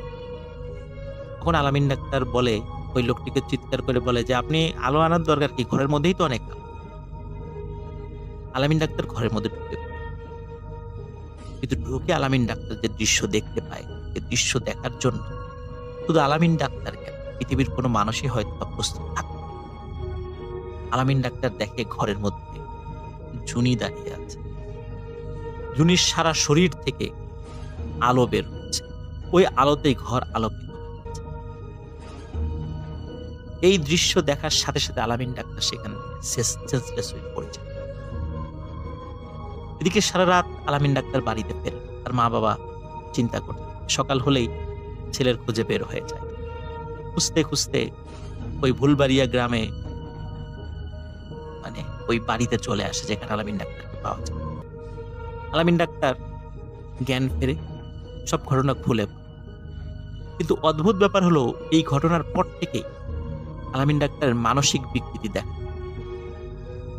অদ্ভুত ব্যাপার হলো, আলামিন ডাক্তার সে মেয়েদের জামা কাপড়, শাড়ি, চুড়ি, লিপস্টিক, নেইল পালিশ, এই জিনিসগুলো ব্যবহার শুরু করে, মেয়েদের মতো আচরণ শুরু করে। লোকজন যারা দেখে সবাই একটা তামাশা করে, এমনিতেই তাকে তাকে হিজড়া ডাক্তার, এখন তো আরো ঠাট্টা তামাশা শুরু। আলামিন ডাক্তারের এরকম পাগলামি যেমন বাড়তে থাকে এবং তার অসুস্থতাও বাড়তে থাকে। তার পাগলামি এমন পর্যায়ে যায় যে তাকে শিকল দিয়ে বেঁধে রাখতে হয়েছে। আলামিন ডাক্তার অল্প কিছুদিনের মধ্যেই মারা যায়। একজন ডাক্তারের জীবনের করুণ সমাপ্তি। প্রিয় লিসেনার্স, সেখানে একটি বিষয়, এটি হচ্ছে এই গল্পটি আমাকে যে দিয়েছে তার নামও আলামিন এবং তার বাড়ি নড়াইল জেলার লোহাগাড়া উপজেলার লাহুরিয়ায়। তার গল্প ইতিমধ্যে আমি অনেকগুলো বলেছি, আপনারা শুনেছেন। আলামিন যার কাছ থেকে এই ঘটনাটি সংগ্রহ করেছে তার নাম হচ্ছে ফুল মিয়া। আর ফুল মিয়া হচ্ছে সেই ব্যক্তি, যেই ব্যক্তির ভ্যানে আলামিন এবং তার মা বাবা সেই বাগান পর্যন্ত এসেছিল। এই বাগান পর্যন্ত এসেছিল এবং এই লোকটি আবার তাদেরকে পানাঘাট পর্যন্ত এগিয়ে দিয়েছিল। এই ফুল মিয়ার কাছ থেকে আলামিন এই ঘটনাটি সংগ্রহ করে। কিভাবে একটি ডাক্তারের জীবনের করুণ সমাপ্তি ঘটে, এই গল্পের মাধ্যমে আপনারা জানতে পারেন। প্রিয় লিসেনার্স, এই গল্পের মধ্যে কিছু মোরালস রয়েছে। এগুলো আমরা জানতে পারি আলামিন ডাক্তারের যখন আচরণ, মানে আলামিন ডাক্তার যখন পণে দেখতে যাচ্ছিল এবং তাকে মেয়ের সুরতে দেখছিল ওই পণের বেশের মেয়েরা, তখন আলামিন ডাক্তারের মা বাবা হুজুরের কাছে নিয়ে যায়, কোনো এক ভালো হুজুরের কাছে নিয়ে যায়। তখন হুজুর তখন কিছু কথা বলেছিল, সেটি হচ্ছে যে আলামিন ওই মেয়ের সাথে কথা বলতো এই পর্যন্তই ঠিক ছিল। তাকে ওই মেয়েটি তার বাড়িতে নিয়ে গেছে এই পর্যন্তও ঠিক ছিল, কিন্তু তারপরে আলামিন ডাক্তার বিয়ের জন্য যে পিড়াপিড়ি শুরু করে এবং অন্য লোকদেরকেও সেই বাড়িতে নিয়ে যায় এবং অনেক লোকের জানাজানি হয়ে যায়, এটি ওই জিন, জুনিভূতের ওই জিন সেটা মেনে নেয়, যার কারণে এই জিনটি তার পিছু লেগেছে। এর থেকে নিষ্কৃতি পাওয়ার আর কোনো উপায় নেই। তখন ওই হুজুর কিছু পরামর্শ দিয়েছিল, সেটি হচ্ছে জিনেরা যদি কোনো বিষয়ে রাজি না হয়, তাদেরকে পিড়াপিড়ি করে সেই কাজটি করাতে গেলে ভয়াবহ রকমের বিপদ হবে।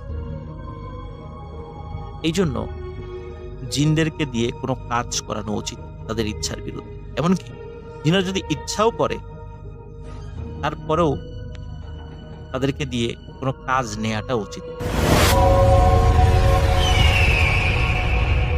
তো মহিউদ্দিনের প্রথম স্টোরিটা হচ্ছে সে তার এক বন্ধুর বাড়িতে বেড়াতে যায় সে সময়, এবং এলাকাটা কোথায় সেটা সে বলেনি, এবং বাড়িটা বেশ মিস্টেরিয়াস ছিল, বেশ রহস্যময় একটা বাড়ি। বাড়িটা রহস্যময় বলার কারণ হচ্ছে বাড়িটার প্রথম যে ব্যাপারটা সেটা হচ্ছে যে ওই বাড়িতে নাকি প্রথম ঢোকার সময় 3 বার প্রথম নকে কেউ খোলে না, 3 বার নক করলে তারপরে বাসায় মানুষ সাড়া দেয়। যেটা কারণ জিজ্ঞেস করার পরে বাসায় বলে যে একবার দিলে সমস্যা, 3 বারই দেওয়া উচিত। তার এক ভাবি বলে, মানে ওই যে ফ্রেন্ডের বাড়িতে গেছে তার ভাবি, বড় ভাইয়ের ওয়াইফ। যাই হোক, বাসার মধ্যে ঢোকার পরে যেটা দেখে যে বাসার ভেতরে দরজার পাশে গরুর হাড়ের দাঁতের হাড় লাগানো, মানে গরুর যে দাঁতের মানে হাড্ডি যেটা হয় স্কেলেটনের, গরুর মাথার স্কালের একটা হাড় আছে, দেখবেন যে অনেকেই ঝুলিয়ে রাখে কোরবানির পর, সেটা ঝুলানো, এবং তার সাথে ঝুলানো হচ্ছে একটা পদ্ম ফুল। তো সে জিজ্ঞেস করে বন্ধুকে যে পদ্ম ফুলটা কিসের জন্য। তো বন্ধুটা প্রথমে বলতে চায় না, একটু চাপাচাপি করে, পরে বলে যে আসলে যেটা হয়েছিল, আমার এক আত্মীয় এই বাসায় এসেছিল বেড়াতে। তো বাথরুমটা দূরে হওয়াতে রাতের বেলা সে বাথরুম যাওয়ার সময় তাকে কিছু একটা আসর করে, মানে ভয়ঙ্কর কিছু, সে হয়তো কিছু একটা দেখে সে পজেসড হয়ে যায়, এবং খুব ভয়ঙ্কর রকম আচরণ করছিল সে পজেসড হওয়ার পর, মানে তার কথাবার্তা সবকিছু অন্যরকম হয়ে গিয়েছিল। তো এই অবস্থায় একজন এলাকার মানুষ এনে, পরেশগার মানুষ এনে তাকে ঝাড়ফুঁক করা হয়, এবং ঝাড়ফুঁক করে তাকে মানে সেখান থেকে মোটামুটি বাঁচানো হয়, মানে ওই জিনিসটা থেকে দাঁড়ানো হয় তার কাছ থেকে, এবং তাকে পরে শহরে পাঠিয়ে দেওয়া হয়। তো ঘটনাটা শোনার পরে মহিউদ্দিনের কাছে আরো কিউরিয়াসিটি হয়, আরো আগ্রহ হয় যে ঘটনাটা কি আসলে আরো। তো বন্ধুর কাছে শুনতে চায় যে আর কি ঘটে এখানে। তো বন্ধু বলে, দেখো তুমি ভয় পেও না, রাতের বেলা এই ঘরের মধ্যে যেখানে আমরা থাকবো সেখানে কিন্তু অনেক কিছু ঘটে। মনে হয় যে রাতে কেউ নাড়াচাড়া করছে, কেউ আসছে, মানে কেউ ঘরের মধ্যে জিনিস নাড়ছে, হাঁটছে, মানে গভীর রাত, ঘরের মধ্যে বাতি নেভানো, হঠাৎ মনে হচ্ছে কেউ হাঁটছে। এবং অন্ধকারের মধ্যে কেউ হাঁটলে কিন্তু বোঝা যায়। একটা রুমের মধ্যে যদি আপনি শুয়ে থাকেন, বাতি নেভানো ঘরে, আপনি ঘুমিয়ে আছেন বা শুয়ে আছেন, বাতি নিভিয়ে দিয়েছেন, আপনি কিন্তু ঘরের মধ্যে কেউ হাঁটলে বুঝতে পারবেন কেউ একজন ঘরে হাঁটছে। এই মুভমেন্টটা কিন্তু বোঝা যায় আসলেই। তো এরকম মহিউদ্দিনের যে বন্ধু ছিলেন তিনি বুঝতে পারতেন ঘরে কেউ হাঁটছেন, এবং পরবর্তীতে শব্দ পেতেন খুটখাট, কেউ কিছু নাড়ছে, টেবিলের উপর কিছু একটা উল্টে পড়লো, কেউ ড্রয়ার খুলছে টেবিলের, ও নাড়ছে, এরকম শব্দগুলো হতো। তো যাই হোক, তার বন্ধু একটা ঘটনা বলেন যে একদিন তিনি ঘুমিয়েছিলেন, হঠাৎ তার ঘুম ভেঙে যায়। ঘুম ভেঙে যাওয়ার পরে তিনি বুঝতে পারেন কিছু একটা ঘরের মধ্যে এরকম হাঁটছে, এবং তিনি বুঝতে পারেন অন্ধকারের মধ্যে আরো গাঢ় অন্ধকার একটা অবয়ব, মানে অন্ধকারের মধ্যে জমাট বাঁধা অন্ধকার যেটা হাঁটছে, এবং মনে হচ্ছে যে একটা মানুষের মতোই হাইট, মানুষের থেকে একটু উঁচু মানুষের হাইট, লম্বা কোনো মানুষের হাইট। এবং সে যখন ওই জিনিসটার দিকে তাকিয়ে আছে, বোঝার চেষ্টা করছে, হঠাৎ করে সেটা মাথা ফিরে তাকায়। তো সে দেখতে পারে গাঢ় অন্ধকারের মধ্যে, এই যে গাঢ় অন্ধকার, এই গাঢ় অন্ধকারের মধ্যে লাল দুটো চোখ জ্বলছে, মানে শুধু অন্ধকারের মধ্যে লাল দুটো চোখ। তো সে দেখে বেশ ভয় পেয়ে যায়, চোখ বন্ধ করে ফেলে এবং সে দোয়া পড়া শুরু করে, এবং দোয়া পড়তে পড়তে একসময় ভয় সে ঘুমিয়েই যায়। যাই হোক, সে এই ঘটনাটা মহিউদ্দিনকে বলে এবং সে এটা শোনার পরে আর কিছু বলে না। তার মধ্যে অনেক কিউরিয়াসিটি হয় মহিউদ্দিনের, সে ভয় কম পায় কিন্তু তার আগ্রহ অনেক বেড়ে যায়। রাতের বেলা যখন তারা ঘুমোতে গিয়েছে তখন দেখে হঠাৎ করে পাশের যে বাঁশঝাড় ছিল ঘরটার পাশে, সেটা সরসর সরসর শব্দ হচ্ছে। বাঁশঝাড়ের পাতাগুলো মনে হচ্ছে টিনের ছাদের মধ্যে নাড়ছে, কেউ এক ঝাড়ু দিচ্ছে বাঁশের আগা দিয়ে। এরকম একটা সরসর সরসর শব্দ, টিনের উপর যদি বাঁশের কঞ্চি দিয়ে কেউ নাড়াচড়া করে সরসর করে, এরকম একটা শব্দ।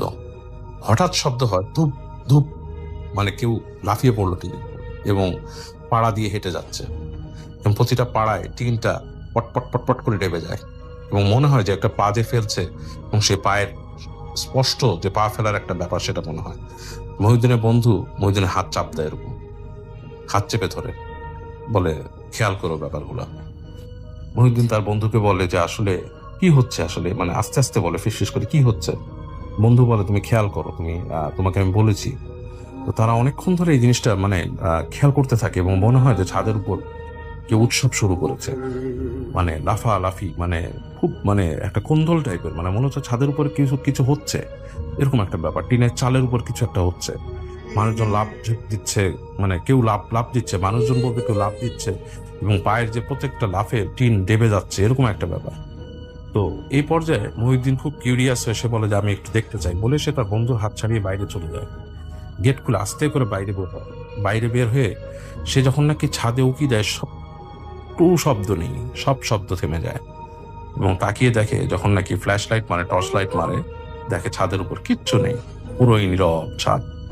বাঁশঝাড়ও স্বাভাবিক, বাঁশঝাড়ে সাধারণভাবে বাতাস যে হালকা নড়ছে, সেরকম কোনো রকম এক্সট্রা কোনো মুভমেন্ট বা এক্সট্রা কোনো কিছুই হচ্ছে না। এটা দেখার পরে মহিউদ্দিন প্রচন্ড ভয় পেয়ে যায়, সে ঘরের মধ্যে চলে আসে এবং তার বন্ধু তাকে বলে, তোমাকে আমি বলেছিলাম যে আসলে কি হয়, তুমি দেখছো যে কি ব্যাপারটা। তাড়াতাড়ি গেট লাগাই দিয়ে তারা ভিতরে চলে যায়, এবং যখনই বাসায় এসে আবার সে খাটে বসে, তখনই আবার সেই একই রকম শব্দ, একই রকম ছাদের মধ্যে শুরু হয়, একই রকম শব্দ, মনে হচ্ছে ছাদের উপর কেউ পাড়া দিচ্ছে, মটমট করছে টিন, এরকম শুরু হয়। এবং এটা বেশ খানিকক্ষণ চলে, যতক্ষণ পর্যন্ত না তারা একসময় মহিউদ্দিনরা স্বাভাবিকভাবে আস্তে ধীরে বেশ ভয় পায় এবং ভয় পেয়ে আস্তে আস্তে ঘুমিয়ে যায়, ততক্ষণ পর্যন্ত এই জিনিসটা চলতে থাকে। এরকম কিন্তু আমার এক বন্ধুর বাসায়ও ঘটে মাঝে মাঝে, আমাকে বলেছিল যে তার বাসাও টিনের ছাদে কেউ এরকম পাড়া দেয়, এরকম করে। তো সুতরাং ঘটনাটার সাথে আমি বেশ ফ্যামিলিয়ার, এই কারণে আপনাদের সাথে শেয়ার করলাম কাহিনীটা। যাই হোক, মহিউদ্দিন জিনিসটা এরকম ভাবে এক্সপিরিয়েন্স করে, এবং এক্সপিরিয়েন্স করার পরে পরদিন সে বন্ধুর ভাইকে জিজ্ঞেস করে, ভাইয়া এগুলো কি? তো তার ভাই বলে যে এই জন্যই কিন্তু এই যে পদ্ম ফুলটা দেখছো, পড়া পদ্ম ফুলটা এই কারণে এখানে রাখা, এবং ওইটা একজনকে দিয়ে পড়িয়ে নিয়ে আসছে, এবং এখানে বেশ উপদ্রব করে জিনরা, এবং এই কারণে কিন্তু আমাদের বাসায় কেউ আসলে 3 বার না বললে আমরা দরজা খুলি না, কারণ অনেকে এসে ডাক দেয় এখানে এবং নক করে, এবং মানে এসে কারো নাম ধরে ডাক দেয়, এই জিনিসটা ঘটে। তো যাই হোক, এই একবার মানুষের বাসায় ডাক দেওয়ার ঘটনাটা কিন্তু আমি নিজেও শুনেছি, এবং খুব বেশি দূর না এখান থেকে, মানে আমি এখানে এই যে মোহাম্মদপুর এলাকাতে এখানেই শুনেছি যে আমার এক আত্মীয়র বাসায় এরকম করতো, রাতের বেলা এসে নাম ধরে ডাকতো, এবং সেটা মানুষ ডাকতো না, সেটা অন্য কিছু ডাকতো। কারণ যেখান থেকে ডাকতো, যেই গেটটাতে ডাকতো, তার আগে 2টো দরজা আছে, একটা কলাপসিবল গেট আছে, এগুলো পার হয়ে এসে গেটের মধ্যে ধুম করে নক করে নাম ধরে ডাক দিত, এবং একবার আবার চুপ থাকতো। যখন 2-3 বার বলা হতো তখন কোনো উত্তর দিত না। তারপরে দেখা যেত এটা ভাঙছে, ওটা ভাঙছে, বাইরে বেশ শব্দ হতো, কিন্তু দিনের বেলা দেখা যেত কিচ্ছু ভাঙেনি। তো এই জিনিসগুলো কিন্তু আসলে অনেকেরই আছে, যে সুতরাং মহিউদ্দিনের ঘটনাটা আমি এর জন্যই সিলেক্ট করেছি বলার জন্য। তো যাই হোক, মহিউদ্দিনকে ধন্যবাদ আপনার কাহিনীর জন্য, এবং আমি মহিউদ্দিনের সেকেন্ড কাহিনীটাও শেয়ার করব। তো এই কাহিনীটা এখানেই শেষ। এবার আমি যেটা শেয়ার করবো সেটা হচ্ছে মহিউদ্দিনের পাঠানো দ্বিতীয় কাহিনী। মহিউদ্দিন হচ্ছে আপনার ঢাকা নিউজ কার্টুন থেকে কাহিনী পাঠিয়েছেন। এর আগেও একটু আগে একটা কাহিনী শেয়ার করলাম মহিউদ্দিনের, এটা সেকেন্ড কাহিনী। এই কাহিনীটা হচ্ছে মহিউদ্দিন বলেছেন বেশ অনেকদিন আগের। তখন মহিউদ্দিন এবং তার 4 বন্ধু মিলে কোম্পানিগঞ্জে একটা কন্ট্রাক্টের কাজ করতে যান এবং কোম্পানির চর নামে একটা জায়গায় কাজ করতে যান, কন্ট্রাক্টের কাজ। এবং সেই জায়গাটা তখন ডেভেলপড হচ্ছে এবং কিছু নেই, বেশ মানে চর এলাকা আর কি। তো সারাদিন ওনারা কাজ করতেন এবং বিকেলবেলা তারা নদীর পাড়ে বসে আড্ডা দিতেন। তো একদিন এরকম আড্ডা দিচ্ছেন, তো বিকেল গড়িয়ে সন্ধ্যা চলে আসছে। তো হঠাৎ মহিউদ্দিন খেয়াল করেন যে তার পায়ের কাছে একটা বিড়াল, কালো রঙের বিড়াল, এবং বিড়ালটা বেশ অদ্ভুত টাইপের। বিড়াল কিন্তু শান্ত, খুব আদরের হয়, বিড়াল বেশ অডারেবল হয়, মানুষের বেশ ভালো লাগে বিড়ালকে দেখলে এবং বিড়ালকে আদর করে মানুষ। কিন্তু এই বিড়ালটা একটু ডিফারেন্ট, এটা কিন্তু ঠিক সেরকম না, মানে মানুষ যেরকম আদর নেওয়ার মতো বিড়াল না। সে কেমন করে জানি ফোঁস করছে মহিউদ্দিনকে দেখে, ফোঁস করে উঠছে এবং সে লেজ ফুলিয়ে ফেলেছে এবং মানে বেশ আক্রমণাত্মক একটা ভঙ্গি। এবং এটা দেখে মহিউদ্দিনের বেশ মানে অস্বস্তি লাগে এবং সে তখন এটাকে তাড়িয়ে দেওয়ার জন্য বলে মানে ওটাকে মানে পা দিয়ে এরকম একটা ইসের ভঙ্গি করে আর কি, লাথি মারার মতো। এবং তার সেই ভঙ্গিতে বিড়াল একটুও ভয় পায় না, বরং আরো ফোঁস করে ওঠে এবং লেজটা ফুলিয়ে ফেলে। তো 1 সেকেন্ডের জন্য মহিউদ্দিন চিন্তা করে যে ওটাকে মানে একটা ইট দিয়ে ভয় দেখাবে বা কিছু এরকম খুঁজতে থাকে। 1 সেকেন্ডের মধ্যে সে তাকিয়ে দেখে বিড়ালটা আশেপাশে নাই এবং সেটা সে অবাক হয়, কারণ এটা শহর না এবং আশেপাশে বিল্ডিং নাই, যত দূর চোখ যায় যে ফাঁকা জায়গা। এখানে বিড়ালটা 1 সেকেন্ডে কোথাও চলে যাওয়ার মতো জায়গাই নাই, কিন্তু কোথায় চলে গেল? তো তার কাছে অস্বস্তি লাগে বেশ। তো যাই হোক, একটা সময় সে ওখানে পার করার পরে বেশ ওরা বন্ধুরা গল্প করতে করতে বেশ রাত হয়ে যায় এবং 7টা-8টার দিকে তারা বন্ধুরা হাঁটতে রাস্তা দিয়ে ব্যাক করতেছে এবং রাস্তাটা বেশ ফাঁকা জায়গা, এক পাশে ধান ক্ষেত আছে, আরেক পাশে হচ্ছে পানি, মানে সেখানে চাষ পরে হয়তো হবে, পানি জমে আছে অনেক। এর মধ্যে দিয়ে সে টর্চ লাইট মারতে যাচ্ছে, টর্চ লাইট বলতে যেটা ফ্ল্যাশ লাইট আর কি, ফ্ল্যাশ লাইটই টর্চ লাইট, যেটা মারতে যাচ্ছে। তো হঠাৎ করে একটা সময় তার লাইটটা পানিতে পড়ে দেখে অনেক মাছ, এবং মাছ মানে নড়াচড়া করছে এবং এর মধ্যে দিয়ে তার একটা চোখে পড়ে একটা কিছুর উপরে, মানে 1 সেকেন্ডে আলোটা পড়েছে যে কোনো কিছু একটা মুখের মধ্যে, এবং সে লাইটটা সরিয়ে ফেলেছিল, কিন্তু সে আবার লাইটটা মারার পরে একটা জিনিসের উপর তার লাইট পড়ে যেটা নাকি খুব বিভৎস দেখতে। মানে জিনিসটা হচ্ছে গায়ের লোম, এবং সারা গায়ে লোম এবং মানুষের মতোই কাইন্ড অফ, কিন্তু 4 হাত পায়ে বসা, মানে মনে হচ্ছে হাঁটু গেড়ে বসে আছে কোনো মানুষ, মানে 2 হাত 2 পায়ে যেমন করে হামাগুড়ি দেয় যেমনটি করে সেরকম ভাবে বসে আছে কিছু একটা। এবং তার চোখটা হচ্ছে কপালের দিকে লাল এবং মুখটা অনেক বড়, দাঁতগুলো থেকে কষ করাচ্ছে, সে মাছ খাচ্ছে। এবং জিনিসটা তাদেরকে দেখে মানে মুখটুক খিচিয়ে উঠে একটা মানে ভঙ্গি করে এবং তারপরেই তাদের দিকে তেড়ে আসে। এবং তার যে তেড়ে আসা ছিল সেটা খুবই ভয়ঙ্কর এবং ফেরোসাস, মানে এত স্পিডে তেড়ে আসে পানির উপর দিয়ে যে পানি নাকি কোনো স্পিড বোট গেলে যেরকম যায় সেরকম চলে যায়। এবং এই জিনিস দেখে ওরা তারা ভয়ঙ্কর ভয় পেয়ে দৌড় দেয়, সব বন্ধুরাই। 4 জন বন্ধু ছিল, মেবি আমার 4 জন বন্ধু ছিল এবং 4 জনই দৌড় দেয়। এবং তারা যখন দৌড়াচ্ছে তারা দেখছে যে তাদের পিছে কিছু একটা আসছে, শব্দ পাচ্ছে, এবং শব্দটা হচ্ছে মাটির উপরে যদি ভোতা কিছু পড়ে থপ থপ থপ থপ থপ করে এরকম। তো 1 সেকেন্ডের জন্য মহিউদ্দিন লাইট মারে, বেড়ে দেখে যে খুব স্পিডে তাদের থেকে দূরত্ব কমে আসছে, জিনিসটা মনে হচ্ছে যে হাঁটু এবং হাত দিয়ে দৌড়াচ্ছে এরকম। তো যাই থাকুক কপালে, সে ভয় পেয়ে যায়, প্রচন্ড ভয় পেয়ে যায় এবং দিক বিদিক শূন্য হয়ে সে দৌড়ায় এবং সে মানে তার বন্ধু পিছনে পড়ে যাওয়ার সে শব্দ পায়, কিন্তু সে ওটা বন্ধুকে ধরার মতো অবস্থাও তার থাকে না। এইভাবে দৌড়াতে তার একটা বাজারে চলে আসে মহিউদ্দিনরা, এবং বাজারে চলে এসে সে পিছনে লাইট মেরে দেখে যে অনেক দূর এই জিনিসটা বসে আছে, বাজারের ঠিক আলোর মধ্যে ঢুকছে না, কিন্তু যখনই লাইটটা মারছে ওটা চেহারায় পড়ছে, সেটা তাদেরকে মানে খিঁচুনি দিচ্ছে, একটা চোখ মুখ খিচাচ্ছে।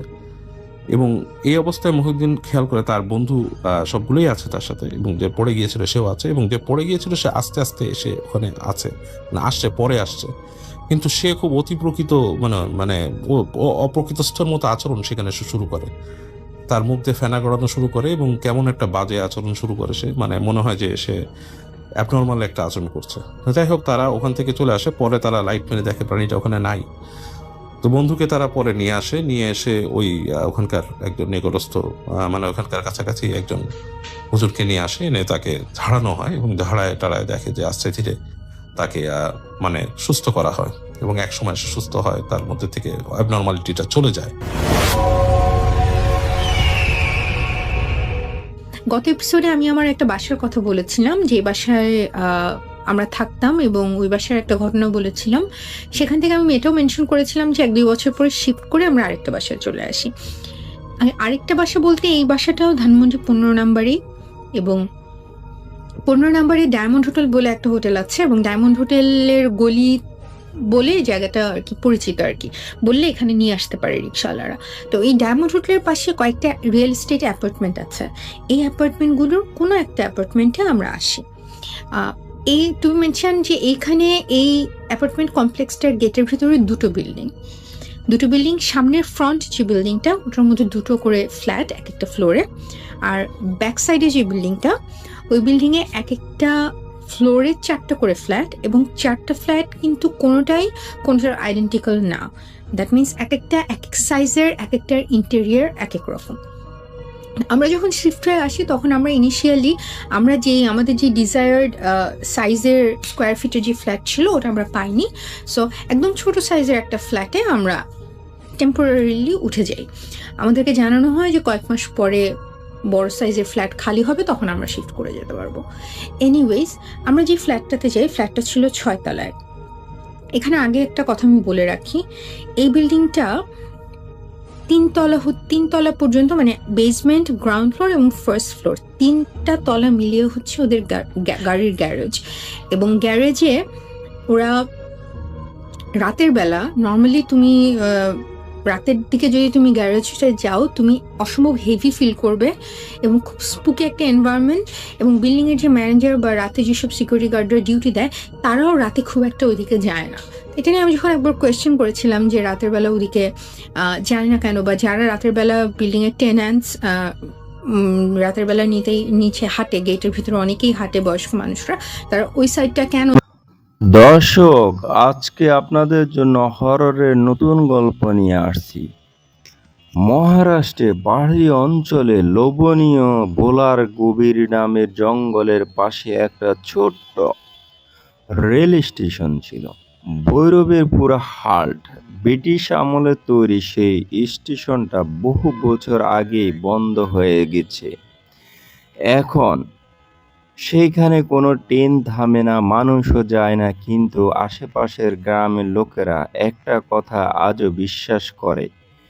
প্রতি বছর বর্ষার এক রাতে 2:17 একটা পুরনো কালো ট্রেন সেই পরিত্যক্ত স্টেশনে এসে থেমে যায়। ট্রেনটার কোনো লম্বা লাইন নেই, কোনো আলো নেই, আর যারা ভুল করে সেই ট্রেনে ওঠে তারা আর কখনো ফিরে আসে না।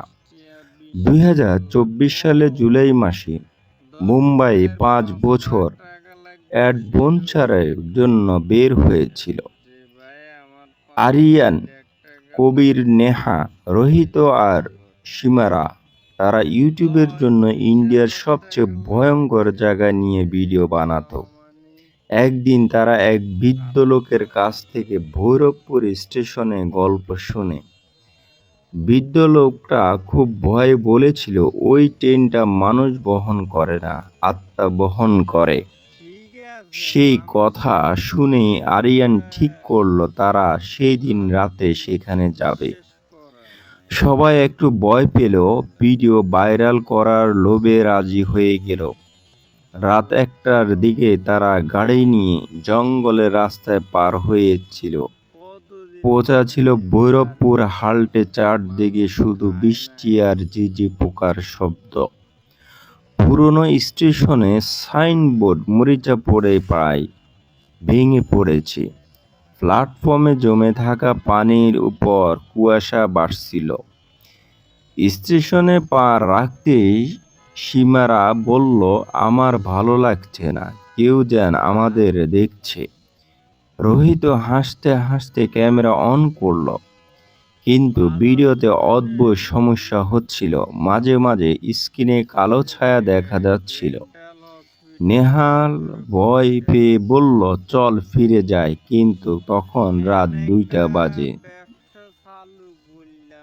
হঠাৎ দূরে লাইনের দিকে থেকে ভেসে এলো ট্রেনের হুইসেলের শব্দ। সবাই থেমে গেল, কারণ এই লাইনে বহু বছরে কোনো ট্রেন চলাচল করে না। ধীরে ধীরে কুয়াশার ভিতর থেকে একটা কালো ট্রেন দেখা দিল। ট্রেনটার গায়ে পুরনো ইংরেজি অক্ষরে লেখা, ইস্ট ইন্ডিয়া রয়্যালওয়েজ। কিন্তু সবচেয়ে ভয়ঙ্কর ছিল ট্রেনটার কোনো হেডলাইট ছিল না, অথচ অন্ধকারে ভেদ করে এগিয়ে আসছিল। ট্রেনটা স্টেশনে এসেই থামতে দরজাগুলো নিজের থেকেই খুলে যায়। ভিতরে হলুদ আলো জ্বলছিল আর জানালার পাশে বসেছিল অদ্ভুত কিছু মানুষ। সবার মুখ ফ্যাকাশে, কেউ নড়ছেও না, শুধু জানালার বাহিরে তাকিয়ে আছে। আরিয়ান সাহস করে বলল, এটাই আমাদের ভিডিওর আসল কন্টেন্ট। সে ক্যামেরা নিয়ে ট্রেনের উঠে পড়ল। বাকিরাও বাধ্য হয়ে তার পেছনে গেল। ভেতরে ঢুকতেই তারা বুঝল সেই একটা ভুল ছিল, ভুল হয়েছে বা এই ধরনের। পুরো বাকিটা বরফের মতো ঠান্ডা আর যাত্রীরা সবাই পুরনো আমলের কাপড় পরে বসে আছে। একজন ব্রিটিশ অফিসার, একজন শাড়ি পরা মহিলা, কয়েকজন শ্রমিক, কিন্তু কারো চোখে কোনো প্রাণ নেই। হঠাৎ ট্রেনটা ধীরে ধীরে চলতে শুরু করলো। রোহিত চিৎকার করে বলল, দরজা খোল, কিন্তু দরজা আর খুলছে না। ঠিক তখনই পাশের সিটে বসা এক বুড়ো লোক ধীরে ধীরে মাথা তুলল। তার চোখটা দুটো পুরো সাদা। সে ফিসফিস করে বলল, এই ট্রেন একবার ছাড়লে আর কেউ নামতেও পারে না, কোনো জায়গায় যেতেও পারবে না, এই ট্রেনে থাকতে হবে। নেহাল কাঁদতে কাঁদতে শুরু করলো। সীমার জানালার বাহিরে তাকিয়ে দেখলো ট্রেনটা জঙ্গলের ভিতরে যাচ্ছে না, বরং এমন এক অন্ধকার জায়গায় দিয়ে যাচ্ছে সেখানে কোনো আকাশ নেই, কোনো চাঁদ নেই, শুধু কুয়াশা আর ছোঁয়া। হঠাৎ পুরো বগির লাইট নিভে গেল, চারদিকে অন্ধকার। তারপর একসাথে শত মানুষের কান্না শব্দ ভেসে এলো। লাইট জ্বালাইতেই তারা দেখলো বগির সব যাত্রী এখনো দাঁড়িয়ে আছে। ধীরে ধীরে সবাই তাদের দিকে এগিয়ে আসছে। তাদের মুখে পচে গেছে, চোখ কালো হয়ে গেছে, কারো শরীরে আগুন পোড়া দাগ, কারো গলায় দড়ি।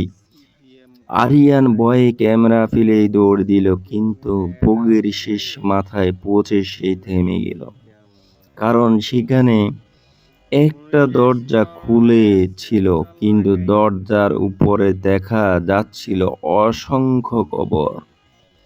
হঠাৎ পিছন থেকে ঠান্ডা হাত আর গলা চেপে ধরল।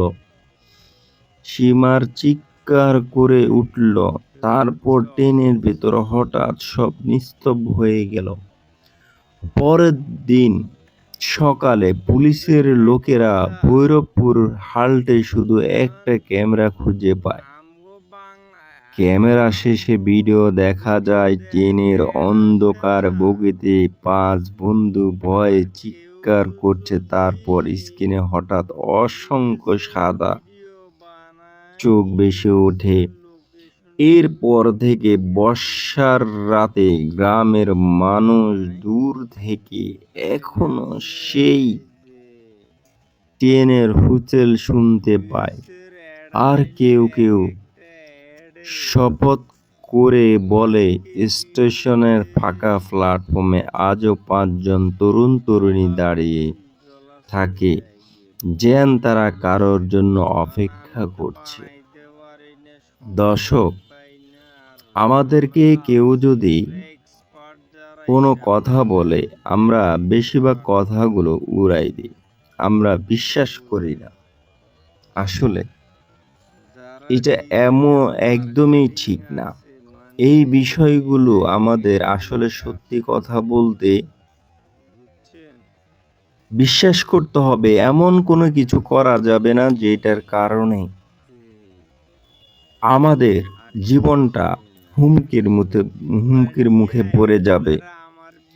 কিছু ইউটিউবার ভাইরা আছে, তারা ভিউ কামানোর জন্য এরকম ভয়ঙ্কর হরর গল্পগুলো বানায় থাকে, কিন্তু তারা একটাবার চিন্তা করে না তারা কত বড় বিপদের সম্মুখীন হতে যাচ্ছে। দর্শক, একটা কথা বলতেই হয়, দিন শেষে আমরা ইনকাম করব, কিন্তু এমন ইনকাম করতে যা আমাদের জীবনটাকে আমরা শেষ মুহূর্তের দিকে আমরা না নিয়ে যাই, এটা আমাদের মনে রাখতে হবে। রাজস্থানে মরুভূমিতে মাঝখানে এক পরিত্যক্ত গ্রাম ছিল, কুলাধারা। দিনের বেলায় পর্যটকরা সেখানে ঘুরতে এলেও সূর্য ডুবে যাওয়ার আগে সবাই জায়গাটা ছেড়ে চলে যেত, কারণ বহু বছর ধরে একটা কথা প্রচলিত ছিল, রাতের পর কুলাধারণা মানুষ থাকে না, অন্য কিছু জেগে ওঠে। 2019 সালে নভেম্বরের মাস, দিল্লির সাংবাদিক আদিত্য এক রহস্যময় খবরের তদন্ত করতে রাজস্থানে মাসে আসে। গত 3 দিন মাসে কুলাধারায় ঢুকে 4 জন মানুষ নিখোঁজ হয়েছে। পুলিশ আজও তাদেরকে খুঁজে পায়নি। আদিত্য এসবকে গুজব ভেবে সত্যটা বের করার সিদ্ধান্ত নেয়। গ্রামের বাইরে এক বৃদ্ধ তাকে সাবধান করে বলেছিল, রাত 12টার পর যদি কারো নাম ধরে ডাকো, শুনতে পাও, পিছনে তাকাবে না। কিন্তু আদিত্য রাতের ক্যামেরা, টর্চ আর রেকর্ড নিয়ে একাই ঢুকে পড়ল কুলধারা। চারদিকে ভাঙা বাড়ি, শুকানো গাছ আর বাতাস, ঠান্ডা বাতাস। মরুভূমির মাঝে একটা অস্বাভাবিক ঠান্ডা ছিল। রাত বাড়ার সাথে সাথে চারদিকে এমন নিস্তব্ধতা নেমে এলো যেন পুরো পৃথিবী থেমে গেছে। একটা পুরনো বাড়ির সামনে এসে আদিত্য থেমে গেল, কারণ ভেতর থেকে মৃদু আলো দেখা যাচ্ছিল। সেই ধীরে ধীরে দরজা ঠেলে ভিতরে ঢুকলো। ঘরের মাঝখানে একটা পুরো কফি জ্বলছিল, অথচ সেইখানে কেউ নেই। হঠাৎ তার রেকর্ডের অদ্ভুত শব্দ ধরা পড়ল, যেন কেউ খুব আস্তে আস্তে ফিস ফিস করে করছিল, এখান থেকে চলে যা। আদিত্য চারদিক থেকে তাকালো, কেউই নেই। হঠাৎ বাইরে কারো দৌড়ানোর শব্দ শোনা গেল। সে টর্চ নিয়ে বের হতে দূরে সাদা কাপড় পরা একটা মেয়েকে দেখতে পেল।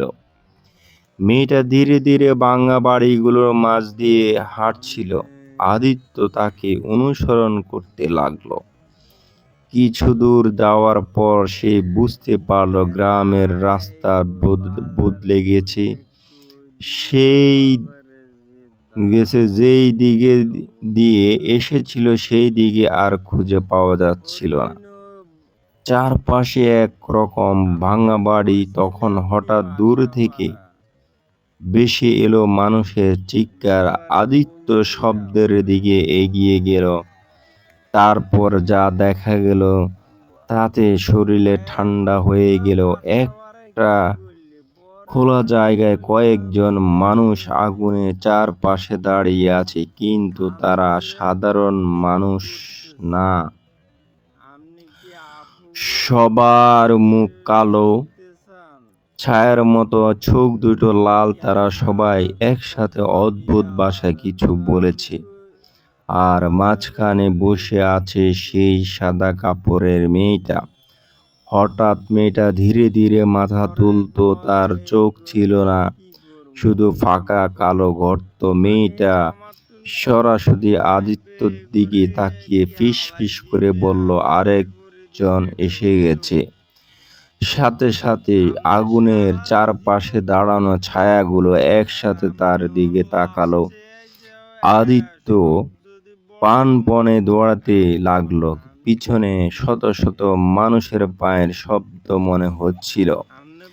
পুরো গ্রামের তার পিছনে ছুটছে। দৌড়াতে দৌড়াতে সে একটা ভাঙা মন্দিরে ঢুকে পড়ল। ভিতরে ঢুকে দরজা বন্ধ করে দিল।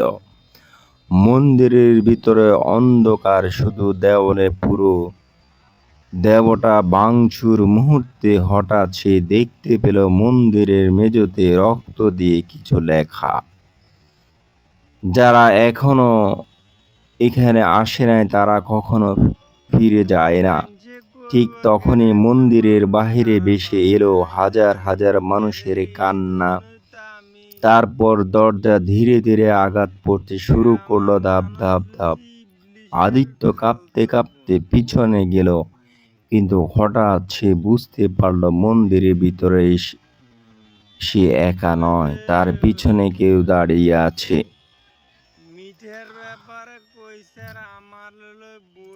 আর সাথে সাথে চিৎকার, পুরো কুলধারার অন্ধকার মিলিয়ে গেছে। পরের দিন সকালে পর্যটকরা গ্রামের বাইরে একটা ক্যামেরা খুঁজে পায়। ক্যামেরা শেষে ভিডিও শুধু দেখা যায় আদিত্য অন্ধকারে দৌড়াচ্ছে, আর পিছনে শত শত কালো ছায়া তাকে ঘিরে ফেলেছে। তারপর হঠাৎ ভিডিও বন্ধ হয়ে যায়। আজও রাজস্থান মানুষের বলে গভীর রাতে ভাঙা রাস্তার মাঝে একজন যুবককে দৌড়াতে দেখা যায়, আর তার পিছনে হাঁটে অন্ধকার ছায়ার দল। ভারতের উত্তরাখণ্ডে পাহাড়ি অঞ্চলে একটা ছোট্ট গ্রাম ছিল, রুদ্রকোট। চারদিকে ঘন জঙ্গল, পাহাড় আর কুয়াশায় ঢাকা সরু রাস্তা। দিনের বেলা জায়গাটা সুন্দর লাগলেও রাতে নামলে পুরো গ্রামটা যেন বদলে যেতে। সন্ধ্যার পর কেউ ঘর থেকে বের হতো না, কারণ গ্রামের মানুষ পাহাড়ের উপরে ছিল এক পুরনো হাসপাতাল, সেন্ট অগ্নিক মানসিক চিকিৎসালয়। প্রায় 50 বছর আগে সে হাসপাতাল হঠাৎ বন্ধ হয়ে যায়। সরকারিভাবে বলা হয়েছিল আগুন লেগে কয়েকজন রোগী মারা গিয়েছেন, কিন্তু গ্রামের মানুষ জানতো আসল ঘটনা জানতো না ঠিক মতো। কিন্তু তারা বলতো হাসপাতালের ডাক্তাররা নাকি মানুষের উপর অদ্ভুত পরীক্ষা চালাতো, আর সেই দিন আগুন লাগে। সেদিন রাতেই পুরো হাসপাতাল থেকে শত মানুষের চিৎকার শোনা যাচ্ছিল। এরপর থেকে প্রতি রাতে হাসপাতালের ভেতরে আলো জ্বলে, স্ট্রেচার চলাচল শব্দ শোনা যায়, আর পাহাড়ের রাস্তা দিয়ে কেউ গেলে তাকে আর ফিরে পাওয়া যায় না। 2022 সালের ডিসেম্বর মাসে দিল্লির জনপ্রিয় ভৌতিক ডকুমেন্টারি নির্মাতা রিয়ান এই হাসপাতালের খবর পায়। সেই সব সময় দাবি করত ভূত বলে কিছু নাই, সব মানুষের মন গড়া ভয় ভীত। সত্যটা প্রমাণ করতে সেই তার টিম নিয়ে রুদকোটে চলে আসে। তার সাথে সাথে ক্যামেরাম্যান কবির, সাউন্ড ইঞ্জিনিয়ার জয় আর রিয়ানের ছোট বোন মীরা। গ্রামে পৌঁছানোর পর থেকে তারা অদ্ভুত আচরণ লক্ষ্য করল।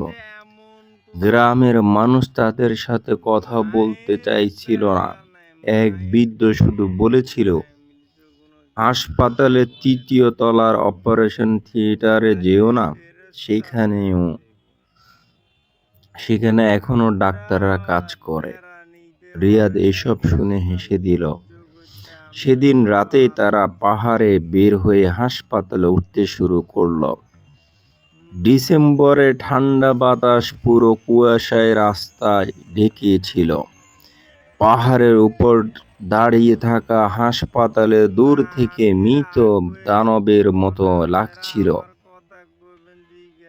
জানালাগুলো ভাঙা, দেওয়ালে কালচে, আর মূল গেট মরিচা পড়ে আধা খোলা। ভিতরে ঢুকতেই তাদের নাকে পচা গন্ধ এলো। মনে হচ্ছিল বহু পুরানো ওষুধ আর পোড়া মাংসের ঘন্ট একসাথে মিশে আছে। জয় ক্যামেরা অন করতে স্ক্রিনে হঠাৎ জির দাগ দেখা দিল। কবির বলল, এই জায়গা ভালো লাগছে না। কিন্তু রিয়ান সামনে এগিয়ে গেল। প্রথম তালা করিডোর ভাঙার হুইল চেয়ারে পড়েছিল। দেওয়ালে রোগীর পুরনো ছবি। কিন্তু একটা ব্যাপার দেখি মীরা থেমে গেল। ছবির সব রোগীর চোখ কালো দিয়ে ঘেঁষে মুছে ফেলা হচ্ছে, কালো গ্লাস দিয়ে মুছে ফেলা হচ্ছে। হঠাৎ দূরে কোথাও দাতব কিছু পড়ে যাওয়ার শব্দ হলো। টং! সবাইকে চমকে উঠল। শব্দটা দ্বিতীয় তলা থেকে আসছে। রিয়ান টর্চলাইট নিয়ে সিঁড়ি বেরিয়ে উপরে উঠতে গিয়ে লাগলো। সিঁড়িগুলো ভিজে ছিল, যেন একটু আগেই কেউ পানি ফেলেছিল। তলার পেছনে তার দেখতে পেল করিডোরের শেষ মাথায় একটা স্ট্রাকচার নিজেই ধীরে ধীরে চলছে। কেউ সেটাকে ঠেলছে না। মীরা কাঁপছে গলায় বলছে, আমরা ফিরে যাই প্লিজ। ঠিক তখন স্ট্রাকচার হঠাৎ থেমে গেল। তারপর খুব ধীরে ধীরে সেটা উপরে থাকা সাদা কাপড় নিচে পড়ে গেল। ভিতরে কিছুই ছিল না। হঠাৎ করিডোরে সব লাইট একসাথে জ্বলে উঠল। যদিও পুরো হাসপাতাল বহু বছর ধরে বিদ্যুৎহীন। চারদিকে হলুদ আলো ছড়িয়ে পড়তেই তারা দেখতে পেল করিডোরে অসংখ্য দরজা। তার প্রতিটা দরজার ফাঁক দিয়ে কেউ একজন তাকিয়ে আছে। কালো চোখ, ফ্যাকাশে মুখ। হাসপাতালের রোগীরা। রিয়ান ভয়ে পিছিয়ে গেল। কিন্তু তখনই একটা দরজা ধীরে ধীরে খুলে গেল। ভেতর থেকে ডাক্তারদের পোশাক পরা লম্বা এক লোক বেরিয়ে এলো। তার মুখ পড়া, চোখ গেল নিচে নেমে গেছে। হাতে মরিচা পড়া অস্ত্রোপচারের ছুরি। সে ফিস করে বলল, নতুন রোগী এসেছে। সাথে সাথে চারদিক থেকে দরজাগুলো খুলে গেল। রোগীরা ধীরে ধীরে বেরিয়ে আসতে লাগলো। কারো মাথায় ব্যান্ডেজ মোড়া, কারো শরীরে কাটা, কারো মুখ সেলাই করা। জয় চিৎকার করে দৌড় দিল, কিন্তু বাকিরা তার পিছনে ছুটল। তারা তৃতীয় তলা উঠে পড়ল, বুঝতে পারেনি। উপরে উঠে তারা বুঝলো এটাই সেই অপারেশন থিয়েটার। দরজার উপরে এখনো লেখা সার্জারি রুম। ভিতর থেকে একটা ছেঁড়া শব্দ আসছিল, চেকা চেকা। মনে হচ্ছিল কেউ এখনো অপারেশন করছে। রিয়ান সাহস করে দরজা ঠেলে ভিতরে ঢুকলো। তারপর জমে গেল বরফের মতো। অপারেশন টেবিলের উপর একজন মানুষ শুয়ে আছে, তার বুক কাটা। চারপাশে দাঁড়িয়ে কয়েকজন পোড়া ডাক্তার অপারেশন করছে।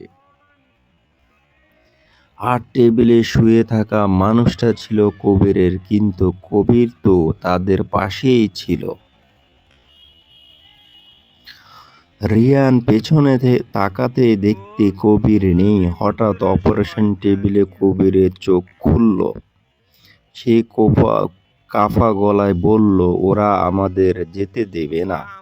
সাথে সাথে পুরো রুমের লাইট নিভে গেল।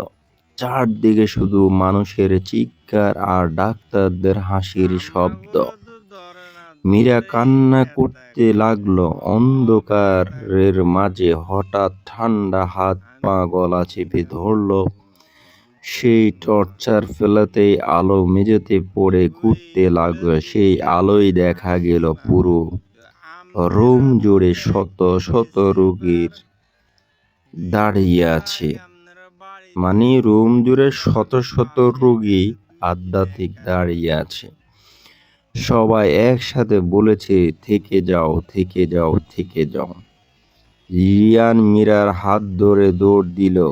করিডোরের পার হয়ে সিঁড়ি বেয়ে নিচে নামতেই লাগলো, কিন্তু হাসপাতালটা যেন বদলে যাচ্ছিল। সে শেষ হচ্ছিল না। দরজা এক জায়গায় ফিরে আসছিল। হঠাৎ তারা প্রথম তলার একটা ছোট্ট রুম দেখতে পেল। দরজায় লেখা আরসিবি রুম। ভিতরে ঢুকে রিয়ান পুরো ফাইল খুঁজে পেল। সেখানে লেখা ছিল 1974 সালে 17 ডিসেম্বরে হাসপাতালে আগুন লাগেনি। রোগীরা বিদ্রোহ করেছিল, কারণ ডাক্তাররা মৃত মানুষের আত্মা শরীরে ঢুকানোর পরীক্ষা চালাচ্ছিল। আর সেই পরীক্ষার প্রধান ডাক্তার ছিলেন ডক্টর অগ্নি রাঠোর।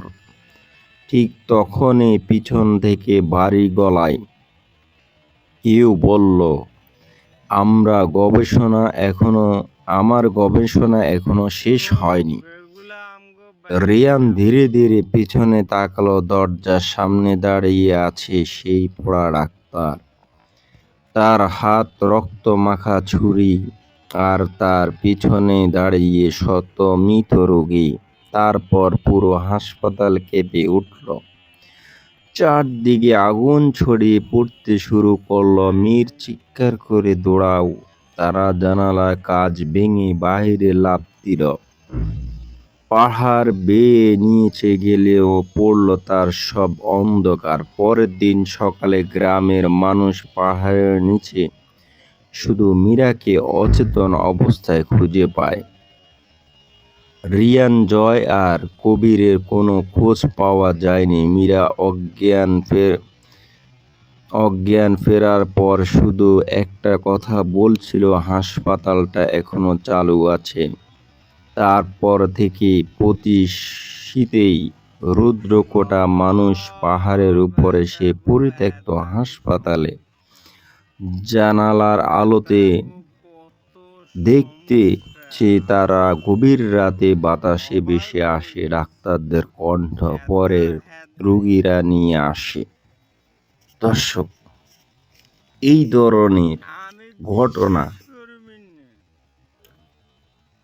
পাহাড়ের উপরে একটা হাসপাতাল ছিল। সে হাসপাতালের উপরে কিছু ডাক্তার থাকে, তাদের মস্তিষ্কে এমনই হয় যে তারা এক্সপেরিমেন্ট চালাতে গিয়ে মানুষের কত বড় ক্ষতি করে ফেলে। তারা নাকি মৃত মানুষের আত্মাটাকে তাকে ফিরিয়ে দেওয়ার জন্য তারা রিসার্চ করতেছে। এটি কি কখনো সম্ভব? কিয়ামত হয়ে যাবে, কিন্তু কখনো মৃত মানুষের আত্মা তাকে আবার ফিরিয়ে দেওয়া যাবে না। এমনকি তারা চেয়েছিল জীবিত আত্মাটাকে মৃত মানুষের ভিতরে দিবে। এটাও সম্ভব না। আজকে এই যে আমরা যে আপনাদেরকে স্টোরিটা বলেছি, এটা সত্য ঘটনা।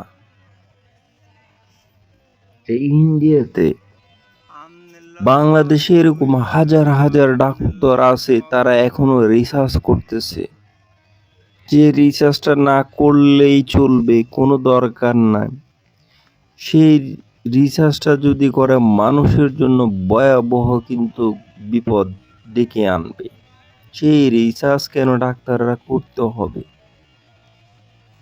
আমরা দেখেছি আমেরিকার কিছু ডক্টররা একজনের আত্মা আরেকজনের আত্মাকে দিয়ে দেওয়ার জন্য অনেক চেষ্টা করেছিল, কিন্তু তারা সফল হয়নি, সফল হবেও না কোশ্চিন কালেও। তারা জানে এটা ভালো কিছু এনে দিবে না। আমরা কেন এই ধরনের রিসার্চ করতে যাব? আর সেইখানে কিন্তু ভয়ঙ্কর কিছু হয়ে যায়।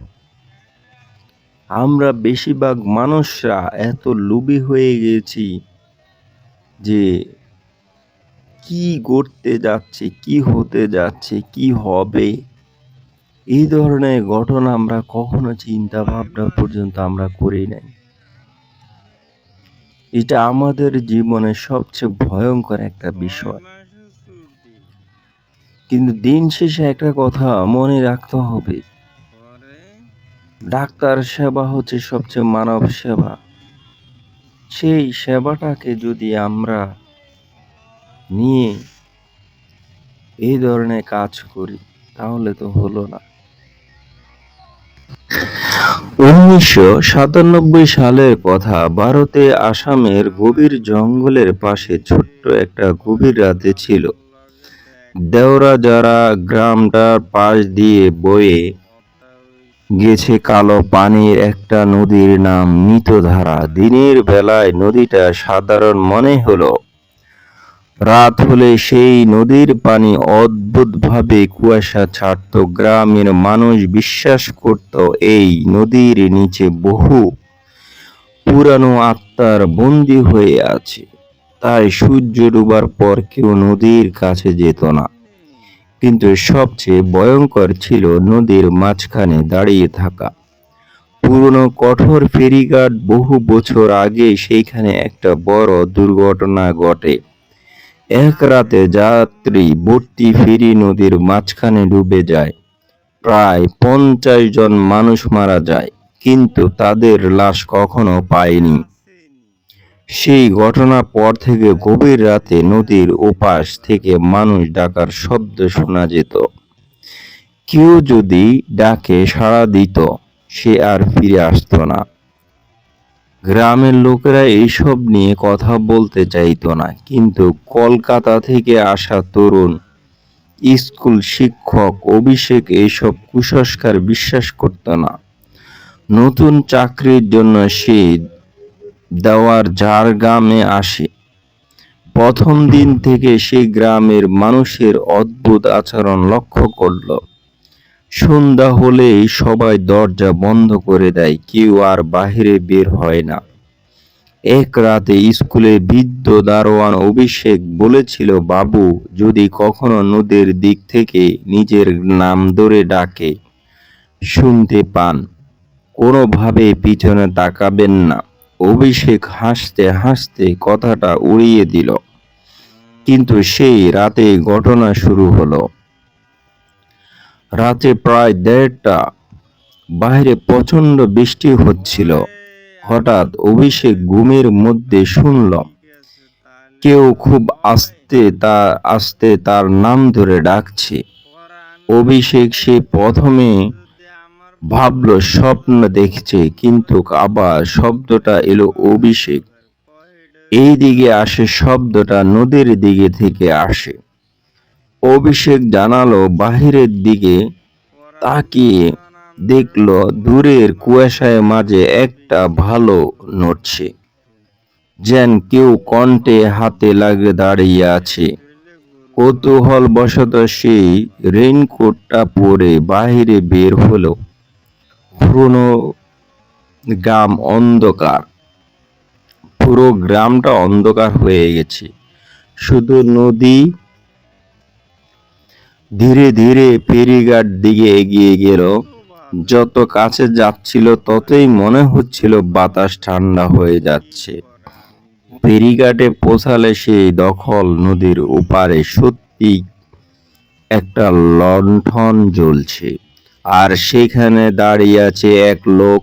লোকটা ধীরে ধীরে হাত নাড়ল। এইদিকে আসো, অভিষেক চিৎকার করে বলল, আপনি কে? কোনো উত্তর নেই। ঠিক তখনই নদীর পানির ভেতর থেকে অসংখ্য হাত বেরিয়ে এলো। পচা কালো হাত, সেইগুলো ফেরিঘাটে কাঠ আঁকড়ে ধরে। অভিষেকে ভয়ে পিছিয়ে গেল, কিন্তু তখনই সেই শুনল তার একদম কানের কাছে কেউ ফিস ফিস করে বলেছে, অনেক দিন পর নতুন কেউ আসছে। সেই ঘুরতে তাকাতে দেখল ভেজা কাপড় পরা এক মহিলা দাঁড়িয়ে আছে। তার চোখটা দুটো সম্পূর্ণ আলাদা, শরীর থেকে পানির শরীর থেকে নদীর পানি পড়ছিল। মহিলাটা ধীরে ধীরে বলল, আমাদের সাথে চল। হঠাৎ নদীর মাঝখানে ভেসে উঠল সেই ডুবে যাওয়া ফেরি। ফেরির কাঠ ভাঙা, চারদিকে শাওলা জমে আছে, কিন্তু সবচেয়ে ভয়ঙ্কর ছিল ফেরির পর দাঁড়িয়ে আছে অসংখ্য মানুষ। সবাই ভেজা, সবাই চুপচাপ, আর সবাই অভিষেকের দিকে তাকিয়ে আছে। সেই মুহূর্তের মধ্যে ফেরিটা নিজেই নিজের ঘাটের কাছে চলে এলো। তারপর ফেরির দরজা ধীরে ধীরে খুলে গেল। ভেতর থেকে একসাথে শত শত মানুষের কান্নার শব্দ ভেসে এলো। অভিষেক দৌড়ে দিতে গেলেও কিন্তু তার পা নড়ছে না। মনে হচ্ছিল পা ধরে রেখেছে কেউ। তাকিয়ে সেই দখল কাদার ভেতর থেকে অসংখ্য হাত বেরিয়ে আসছে। হাতগুলো তাকে টেনে নদীর দিকে নিয়ে যাচ্ছিল। সেই প্রাণপণ চিৎকার করতে লাগলো। ঠিক তখনই গ্রামের মন্দিরের ঘন্টা শব্দ বেশি এলো। সাথে সাথে নদীর সব শব্দ থেমে গেল। ফেরিটা ধীরে ধীরে কুয়াশার ভিতরে মিলিয়ে গেল, আর হাতগুলো অদৃশ্য হয়ে গেল। অভিষেক কোনো মতে দৌড়ে গ্রামে ফিরে এলো।